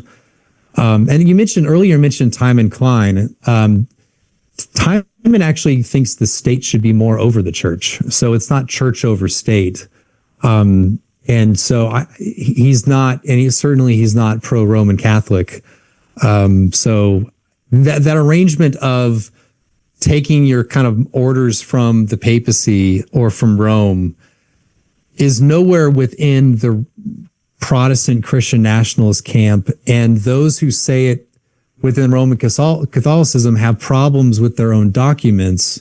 And there's a lot of resistance from kind of established Roman Catholics, particularly the cradle Catholics. So I'm just not seeing on the ground what you're saying. You can pull here and there to try to build a case, but I just don't see the actual influx of we're going to become the sort of Roman Catholic nation in submission to the papacy anytime soon.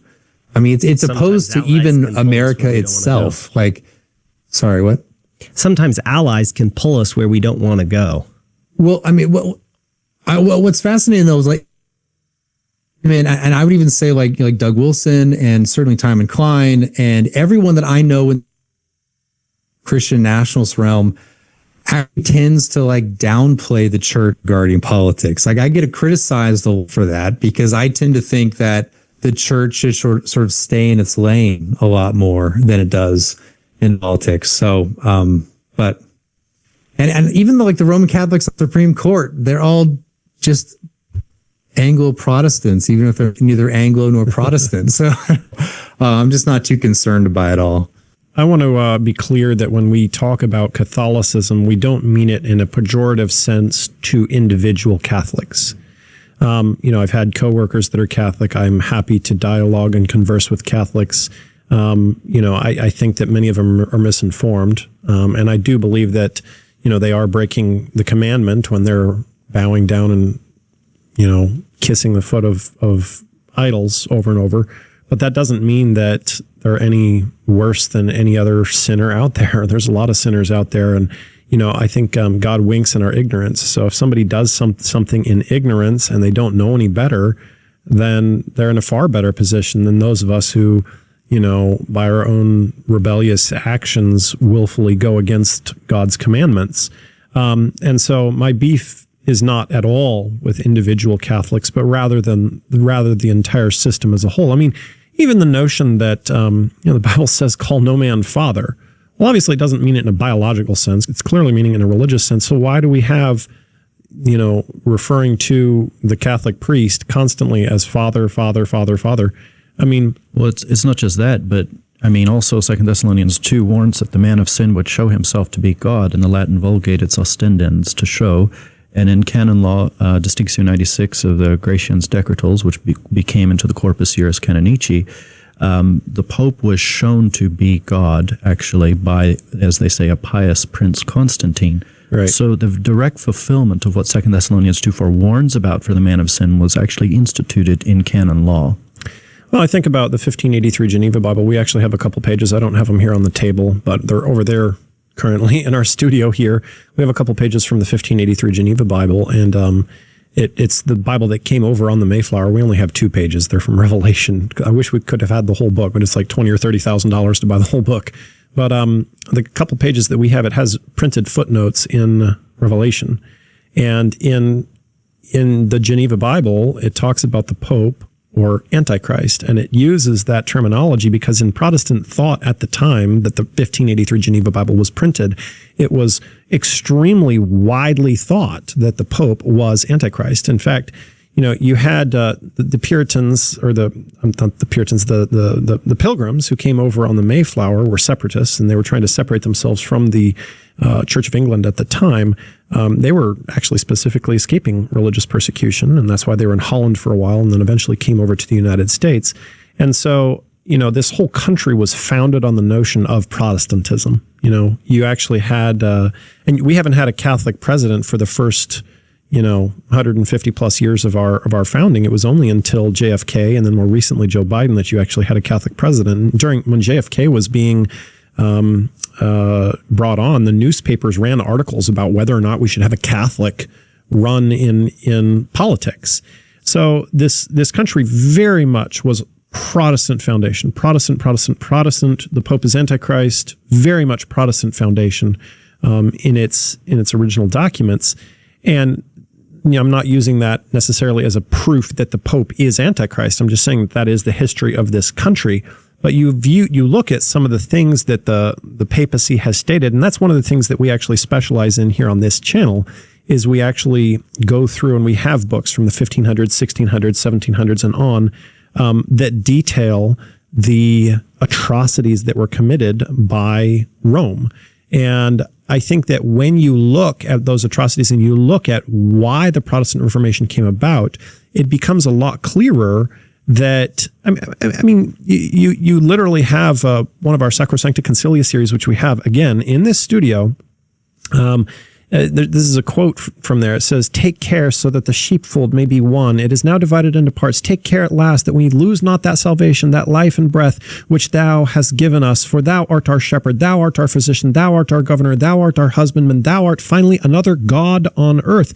I mean, that is the very definition of blasphemy, is to call the Pope God, Deus in terris. And so when we see that, I mean, it perfectly fits the description of what we see in Daniel and in Revelation. And it's not like some newfangled artifice that Seventh-day Adventists came up with. This is classic Protestant thought. This isn't Adventist thought. This is historic, classic Protestant thought. It's not like some newfangled idea.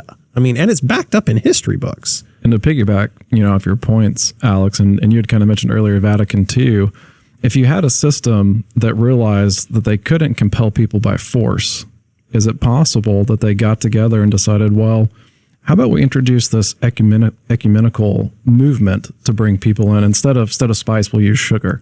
Yeah. And we'll bring them in under that umbrella. I mean, I know you mentioned that in your mind the papacy is weak, and I think you were talking about the church in America specifically, but do you not at least, and I'm appealing to your logical side here, do you not find it at least odd that you have all these members of Church of State or heads of state, regardless of whether they're Protestant or Catholic? You have businessmen. I remember when Elon Musk, for example, went to see the Pope and he brought his children. Do you not find it odd that all of these people that are very powerful, whether they be in business or politics, go to the Vatican and interact with the Pope? I mean, the way I see the Pope, because I'm not Catholic, is that the Pope is a foreign monarch. And so, but he's a foreign monarch who is adored by at least some of the Roman Catholics in this country. And so as a political act, you give honor to that man as a foreign monarch who has, I mean, it makes sense to do that, considering how many Roman Catholics are in the country, and I think that's all it really is in the end. I mean, certainly Trump doesn't care too much about religion, except for his means to get elected, and many other politicians are like that too. So, I think that's the best explanation. It's not based on a recognition of any sort of divine status that the papacy has. But I mean, I would agree that in principle, the papacy can be horribly destructive, as it was for many centuries. And this is the reason why the Protestants of old thought of him as the Antichrist. And that's because he would be able to compel local princes or, principalities on threat of excommunication and removal of property, all sorts of things, compel them to persecute those who dissented from Rome or the Protestants. And even when the monarch seemed, or the prince seemed willing to have a toleration, the papacy would go in hard by means of the Jesuits in the 17th century to try to rid those places of anything that'd be non-papal. And even many writers within the Roman Catholic writers in the 17th century would say this is the one true Church of Christ, and any sort of dissent means that you're out. You're not in the true Church of Christ. There can only be one church in this place. And so for this reason, religious liberty cannot be organic to Roman Catholicism, because they claim to be the one visible true Church of Christ. Whereas Protestantism was able to, in many cases, have a toleration between Calvinists and Lutherans, and then later with the Baptists and all sorts of things over time. And you can have a true religious order. So, but I would agree that I just don't see, I mean, the papacy just strikes me as very weak. I don't know. And frankly, like the working with Roman Catholics now is because things are so bad that if we are going to splinter and not have any sort of unity or be co-belligerents in this fight, then in the end, we're going to lose. I mean, we often joke about how we're united now, but later we'll fight over, between Rome and Protestantism. And that's, hopefully, like if we get to that point, that's good. Because that means we've succeeded in a lot of ways. Yeah, I think one of the differences between us is like I approach politics from a non-eschatological or apocalyptic sense, and where you guys seem to read it from that lens. And that's, I think, like the sort of methodological difference between us. Like for me, it's, I don't want the Hindu temple down the street. And if you're Roman Catholic and you want to fight that, I'm going to join arms with you to do that. Like that's just the way I think about politics. And always knowing that anything you achieve can be perverted to evil, but you still have to seek the good. Like you can't, with prudence and wisdom, you have to seek the good. And then once you achieve the good, you have to maintain it and not let it be perverted. One thing I just wanted to comment on briefly, I know you referred to Vatican II. In reading Vatican II's documents, I think you're referring to Dignitate Humanis, but they still clarified religious liberty with a phrase within due limits. And they've always claimed the power to set those due limits themselves. So I think we're seeing, some of the more conservative, I guess, maybe rad trads, I think what some people have labeled them, very much point out that Vatican II was not any kind of rejection of the former principles on religious liberty that Quanta Cura and the syllabus of errors had put out previously, rejecting religious liberty as insanity, as Gregory put it. I mean, the problem with that, like that's like whatever the line is, that is how people try to maintain the continuity of tradition, because Catholicism, it succeeds or fails based upon a continuity in substance, right? And so then they have this developmental side to it. And then it fails because what is just liberty if not fundamentally the recognition of something outside of Roman Catholicism? Like, it doesn't make any sense to speak of Roman Catholicism affirming religious liberty, but only meaning liberty for Catholics. That makes no sense. Continue. I apologize for interrupting. It's okay. The other thing I was going to say is I know that you're not one to appeal to eschatology, as you said, but I guess the concern that I have is that in Matthew 24, when Christ speaks about the end of the age, the picture that he paints is not one with true Christianity reigning in power, but really the picture that he's painting there is true Christians are going to be the ones fleeing when the abomination of desolation is set up. They are not the ones reigning in power. And so, of course, Revelation 6, we responded to, I think, Doug Wilson, Lennox, and some of the other ones with this text as well, demonstrating that at the end of time, at Christ's second coming, there are still earthly kings fleeing when he returns in the clouds of glory. This establishes the principle that when the saints receive the kingdom is at Christ's second coming and not before. And so I guess the concern that I would have is from, if one avoids the eschatology picture that Scripture paints about all the way to the end of time, true Christians will be experiencing and suffering persecution even as Christ did before, then one might miss true Christianity amidst all of that and be advocating for the ones that are seeking to unite church and state and reign with civil power, but will not be on the side of true Christianity. So then, then what is our role as Christians in political life? Are we to not seek what is good? Like, are we not to take advantage of our status as citizens such that we can achieve and maintain the good? Because if we do achieve the good, then we won't be in the true church. Or are we only in the true church when we're persecuted? Like, it doesn't make, like, if we are beings who seek our public good, not just our religious good, then it would seem that once we achieve, but then again, we're supposed to be persecuted. It just contradicts. It would contradict those ideas, right? Well, we should pursue for what is good. Put eschatology on the side, though. We still want to be wise in how we go about that, and that includes looking at history. And I agree that virtue is only truly realized with piety. Without God transforming my heart, and I am affected by the God I worship. If I worship the God of Baal, it's going to affect how I exercise virtue. So we do need piety. We do want virtue. But history has demonstrated over and over and over again across every nation state that's ever been on this planet that when the state attempts to help the church in trying to get this virtue to happen, it ends up corrupting the church.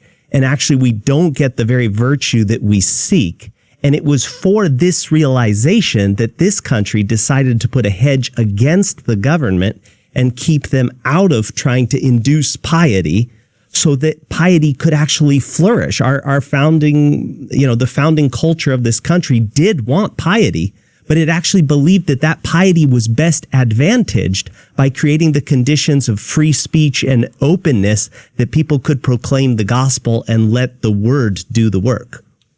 Yeah, that is the case. At least that's what Madison believed. Most founders did not entirely believe what you said, but yeah, Madison, Jefferson did affirm that which is what I would call the minority position of the founding.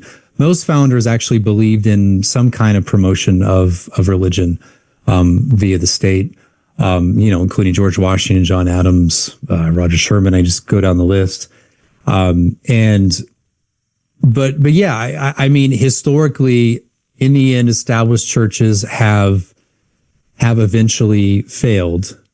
But they did succeed when they were succeeding.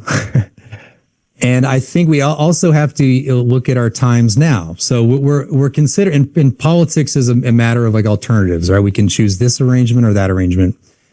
If we look at our setup now, what has been the consequence of having no establishment? What has been the consequence of having a strict, like in the sense, having the state completely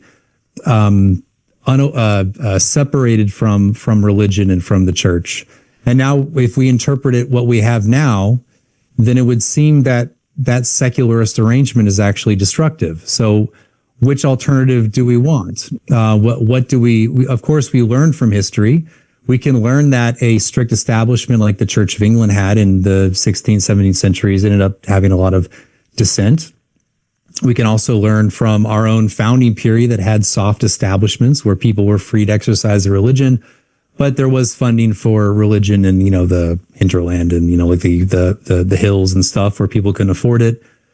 So it just seems to me that, like, again, if we're going to go down that level of analysis, then we kind of have to judge our own arrangement now, which has produced a lot of degeneracy, right? So, and I think that is a call, and I'm speaking now as a pastor, very much as a pastor here, but the degeneracy of our society is actually for a call to Christians to repent and to seek God, that if we were fully aligned with his law and fully living out his law in our daily life, the expression of him would be so clearly seen in our society that it would be able to affect change in our society. And so again, for me, the call is very much one of proclamation and of surrender to the lordship of Christ on that individual level, and then living that out more than looking for some kind of savior to come from the government and kind of fix all these problems.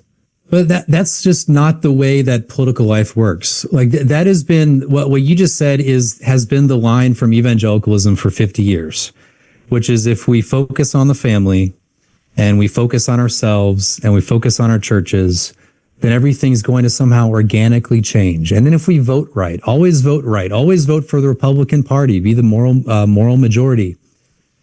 As that was taking place, and I don't doubt that there was actually a moral reform among many people, we became more and more degenerate. And why is that?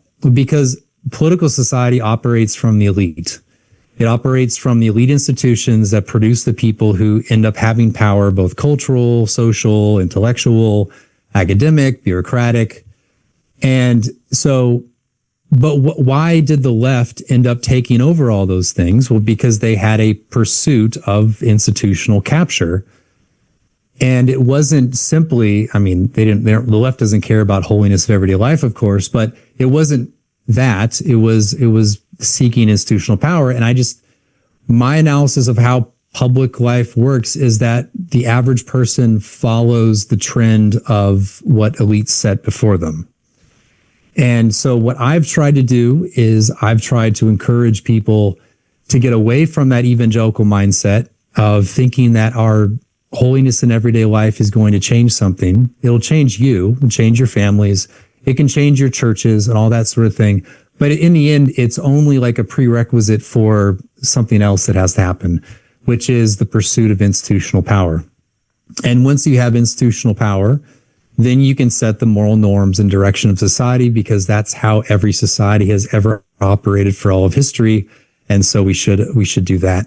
And so when I say Christian nationalism, I don't mean fall back into that evangelical everyday life thing, or not only that, but it should be the pursuit of the actual levers of power in the real world, which is elite institutional levers of power. So, you had commentary about the founders of this country and, James Madison and all the rest. I think of Benjamin Franklin. He says, when a religion is good, I conceive that it will support itself. And when it cannot support itself and God does not take care to support, so that its professors are obliged to call for the help of the civil power, 'tis a sign, I apprehend, of it being a bad one. And so Benjamin Franklin, he certainly had a colorful way with words, but he was kind of highlighting there that basically if you have to appeal to the civil government for, I don't know, I think it's an interesting commentary. But, we had commentary here. I think James brought up Matthew 24. So if we go to Matthew 24, and this is a question, and I know we're just about out of time here, and we probably need to wrap up here. I don't want to keep you too long, but I really appreciate the time that you've spent with us, and it's been a very, very good conversation, and I've enjoyed it greatly. Thank you. But the question that I kind of have here is Matthew 24. Jesus, he comes out from the temple, and the disciples, in their national pride, they're showing him the buildings of the temple. They're like, "Look, Jesus, just look at this temple. It's so magnificent. Look at it's the pride of the Jewish nation, right?" And Jesus kind of turns to them and he's like, "You see all these things? Verily I say unto you, there shall not be left here one stone upon another that shall not be thrown down." And of course, this floors the disciples. They're like, "What?" And in their mind, like, this has to be the end of the world, right?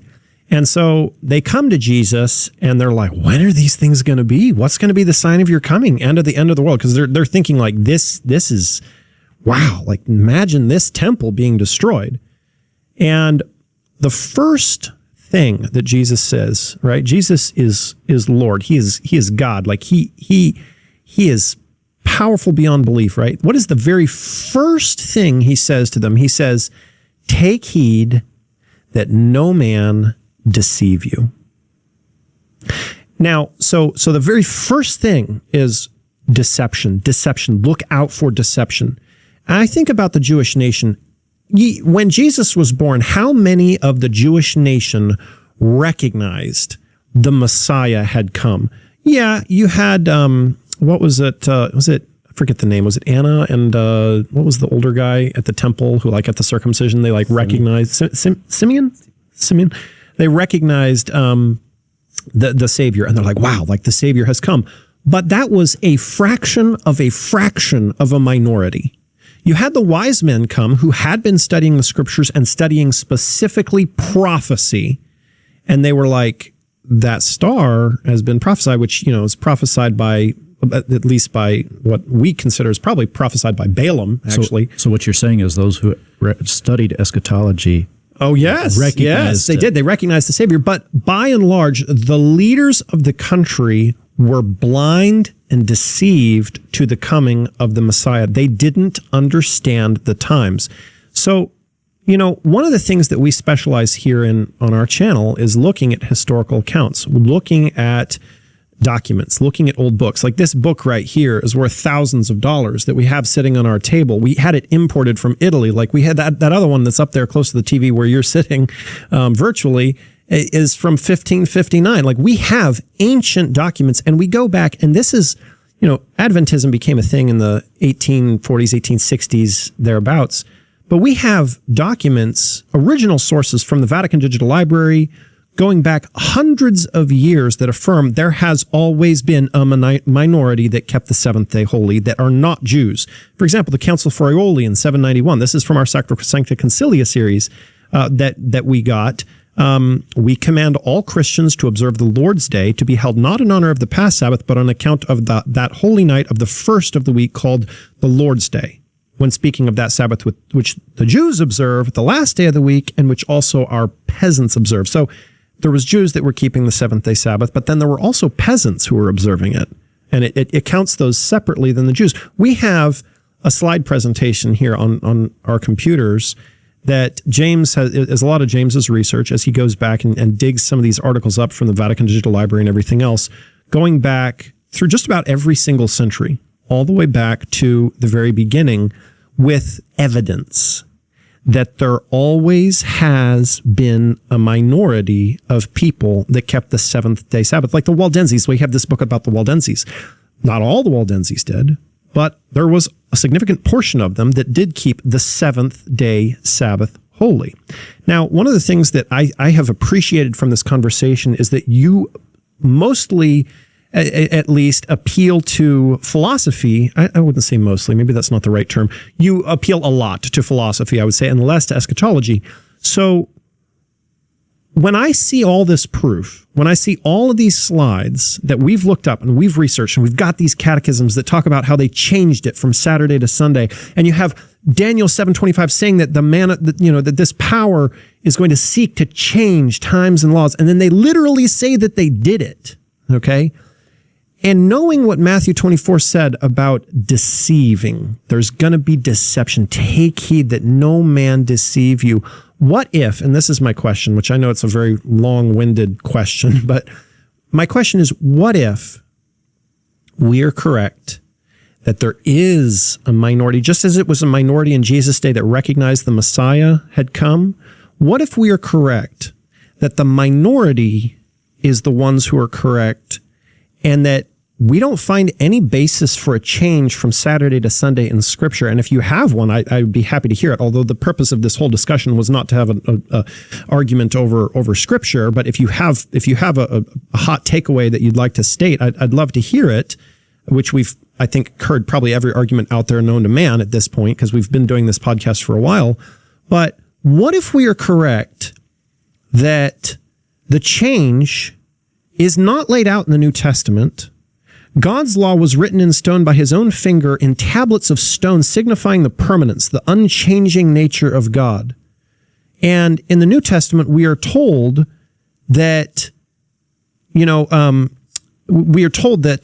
are they that keep the commandments of God, right? Like there's this continual, and I think you would see this throughout the New Testament, this continual push towards keeping the commandments, not of our own power, obviously, because we are incapable of doing it on our own, which that gets into a whole discussion of righteousness by faith. But what if we're right that the Sabbath hasn't changed, and that the majority of Christendom, just as the majority of Judaism back in Jesus' day, has been duped, and many of them unknowingly, but been duped to believe a lie? And I'm not meaning that as like I'm trying to be pejorative or like say that they're stupid or something. That I certainly don't think that all the Christians out there are stupid. I don't think you are. I think you're a very intelligent person.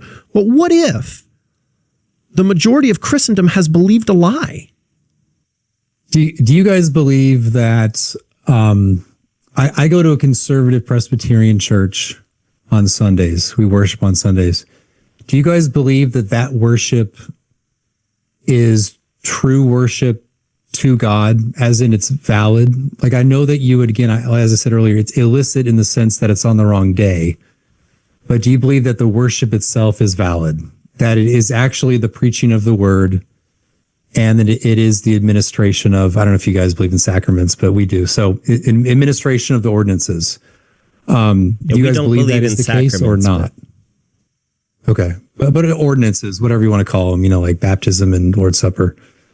I mean, do you think that those are valid? I mean, I'm a Paedo-Baptist, but whatever. I mean, just in general, like say... we would say your fellow brothers and sisters, Christians. But is it a valid act of worship, though? So it would be worship, but it would not be worship that's acceptable to God or in accordance with his commandments. And we have to be careful on how we say this, because my goal is not to offend. Cain, instead of following what God said to do, he did it his own way. Does that make sense? And so now let's remember what the commandment says. Exodus 20, it actually doesn't mention worship in Exodus 20 there. It's specifically mentioning rest. Yeah, but you have to remember the context here is Sunday is believed and taught to be a replacement of God's seventh-day Sabbath. I understand that. And that's why I'm saying I have to agree with James that and that's not to try and I think that if you know better, then it's a big problem. If you don't know better, I think God winks in your ignorance, and at that point he can accept you where you were at. Because Cain knew better. Cain did know better. We should make that distinction. And I might also add, it was also the religion of Cain to go and slay the one who offered true religion. Yeah. So he went and killed unlawfully. So if somebody knows better and they don't do it, then they're the same as Cain, because God told them to offer a sacrifice a certain way, and they don't. Well, but I do think that there's a difference between like valid and invalid, right? So like I would say, or excuse me, valid and licit, or illicit and invalid. And so I would say that, like, so it's like how do you put it? So some people believe that if a woman baptizes people, then it's an illicit because it ought to be a male minister, but it's still a valid baptism. So there was something in that act that was erroneous, but the effect of it's still the same. Or in substance, it still is a legitimate baptism. In other words, he doesn't need to be rebaptized because it was a valid baptism. I guess what I'm asking is, would you follow that same distinction with someone worshiping on Sunday? Or is the day so bound up in the substance of worship that every other element of it is sort of tainted or undermined such that it's invalid? We don't require rebaptism as an example. If someone was baptized on a Sunday, that would be a valid act of baptism, and you guys would receive it as valid, even though you would say it should have been on Saturday, unless you have a different tradition on baptism. But we don't care which day you're baptized on, actually. I don't think the Bible says anything about that. But we would recognize that your fellow brothers and sisters in Christ in the Presbyterian Church, and that someone is baptized. Now that said, we do require baptism by immersion. So actually, we wouldn't quite accept the Presbyterian baptism, but of believers' baptism. For believers' baptism, invalid. If it's just sprinkled, it's an invalid. So you have to rebaptize. Yes. From our vantage point, yes. If it's an adult, okay. Well, the reason I ask these questions is not to put you on the spot on these things, but I can say that your worship on Saturday is genuine worship of a true church, and I'm actually kind of a moderate Sabbatarian, so I think that it ordinarily ought to be on Sunday, but it can be true worship if it's on a different day. So I guess I was asking if that can be reciprocated, in the sense that you guys might find something erroneous in the act of worship on Sunday, but the substance of it would be true. And if that were the case, then I would just emphasize that actually our difference on the Sabbath doesn't actually matter as much as you think it does. It does matter, of course. You guys, it's a identifier of your sort of sect of Christianity. And it's something to rally behind as a sort of sectarian identity marker. But I would just, I think that it actually, regarding what I'm interested in, which is reforming the country for Christ and virtue and piety, I really don't care if you guys worship on Saturday.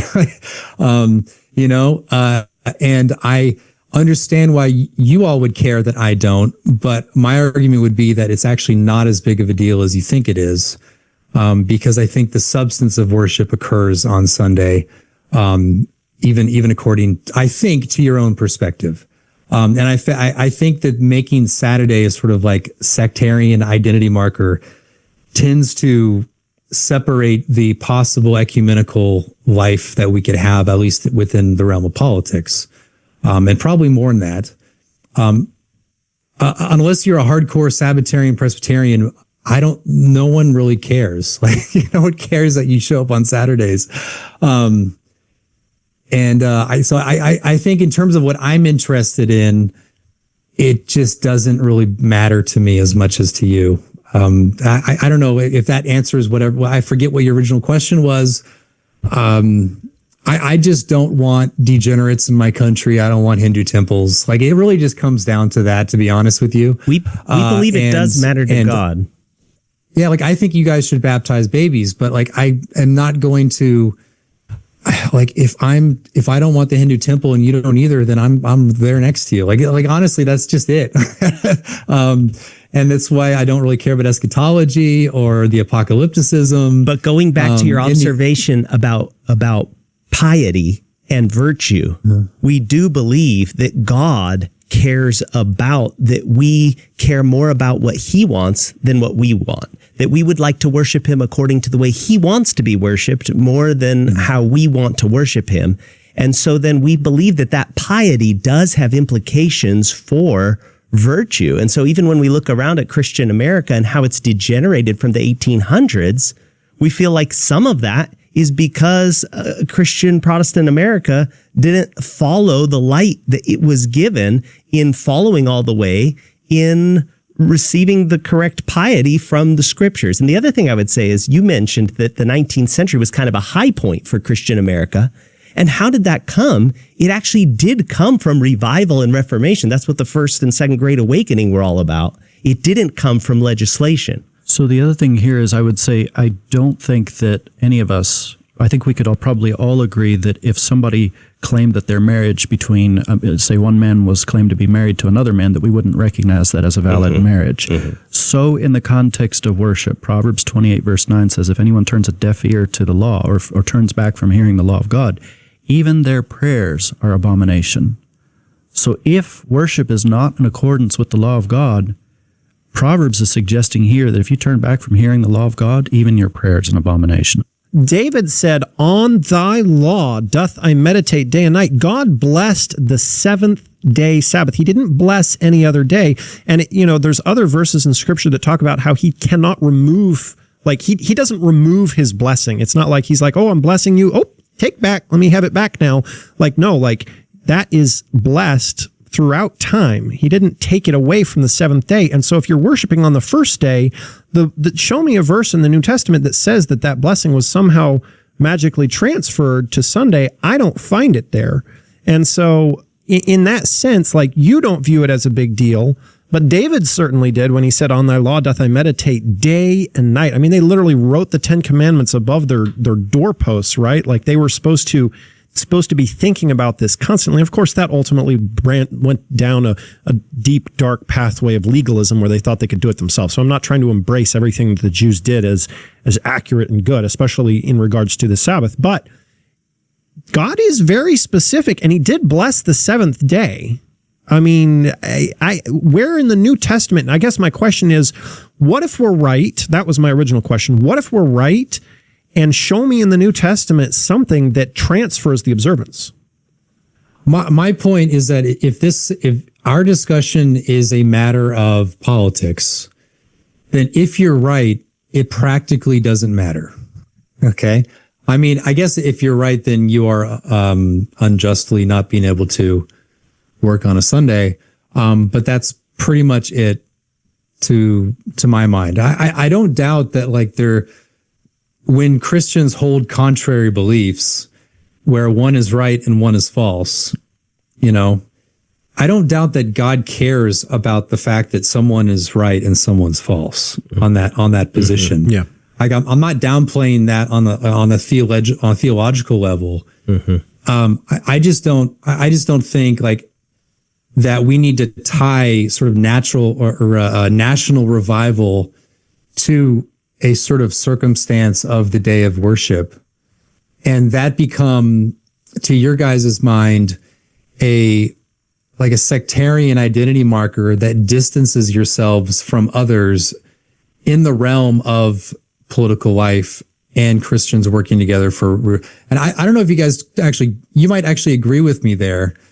And also I just don't see historically how holding one day matters. Holding Saturday is going to matter in political life. I guess if you're very serious about that, perhaps if there was unity on that front, there would be a lot of national revival. So I don't doubt that. So perhaps you have something there, but I mean, certainly you have to convince wide swaths of people of it. But that's my point. I guess for me, I'm so used to working with Lutherans, Anglicans, Baptists, even some Methodists show up, that my own focus for my vocation in life, I don't mean worship and that stuff and family life, but my own vacation is saying, okay, let's set aside in this work our sectarian differences so that we can pursue the political work before us, right? So yeah. And I would say on a political realm, we're right with you, arm in arm whenever you're talking about the last 6 commandments. It's the first 4 we have a trouble with. So I you want to talk about you guys would benefit marriage. You want to talk about blue laws, but yeah. I mean, even temperance and alcohol laws. I mean, we'd be right there with you because for the good of society and man to man. Well, I don't know. For me, temperance is that I can't sleep if I have a drink, so that's what does it to me. But not in principle, though. But well, anyway. I think we're pretty much wrapping up here, and I think if I go on too much longer, we're going to run out of space on our memory cards. So this has been a really fascinating conversation, and I think that we need to continue having dialogue across. And to your point, I actually do think that we should be having dialogue across different sects of Christianity. And I don't think that there's enough conversation like that. And that's something that we try and do here, is to have these kind of conversations respectfully, not just like debating each other and saying you're wrong, you're wrong, you're wrong, but instead reasoning and highlighting parts of history and everything else. So I think that that can be constructive. And I think the minute that people stop talking is when real change can no longer be possible. And I do appreciate what you said about how we do need to be more vocal about some of the evils that we see in society. And we do need to be out there voting that certain of those horrendous things that we see happening do not occur. And I think that is for each of us. And I'm not talking about voting for specific political leaders. I'm talking about policy, voting for policy that is going to make actual real change. And I think that that's something that we can agree on. But we're running out of time. Stephen, thank you so much for this conversation. This was really interesting. I learned a lot, and I think it was very good to converse with you on this. And I hope that we all learned something. Yeah, thank you for having me on. This was great. All right. Well, very good. Yeah, I appreciate the civility of it. It was very very much of a back and forth, and I think there's actually a lot more, unity there.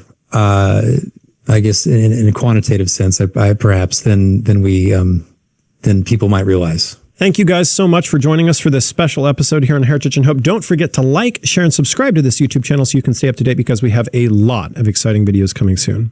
God bless.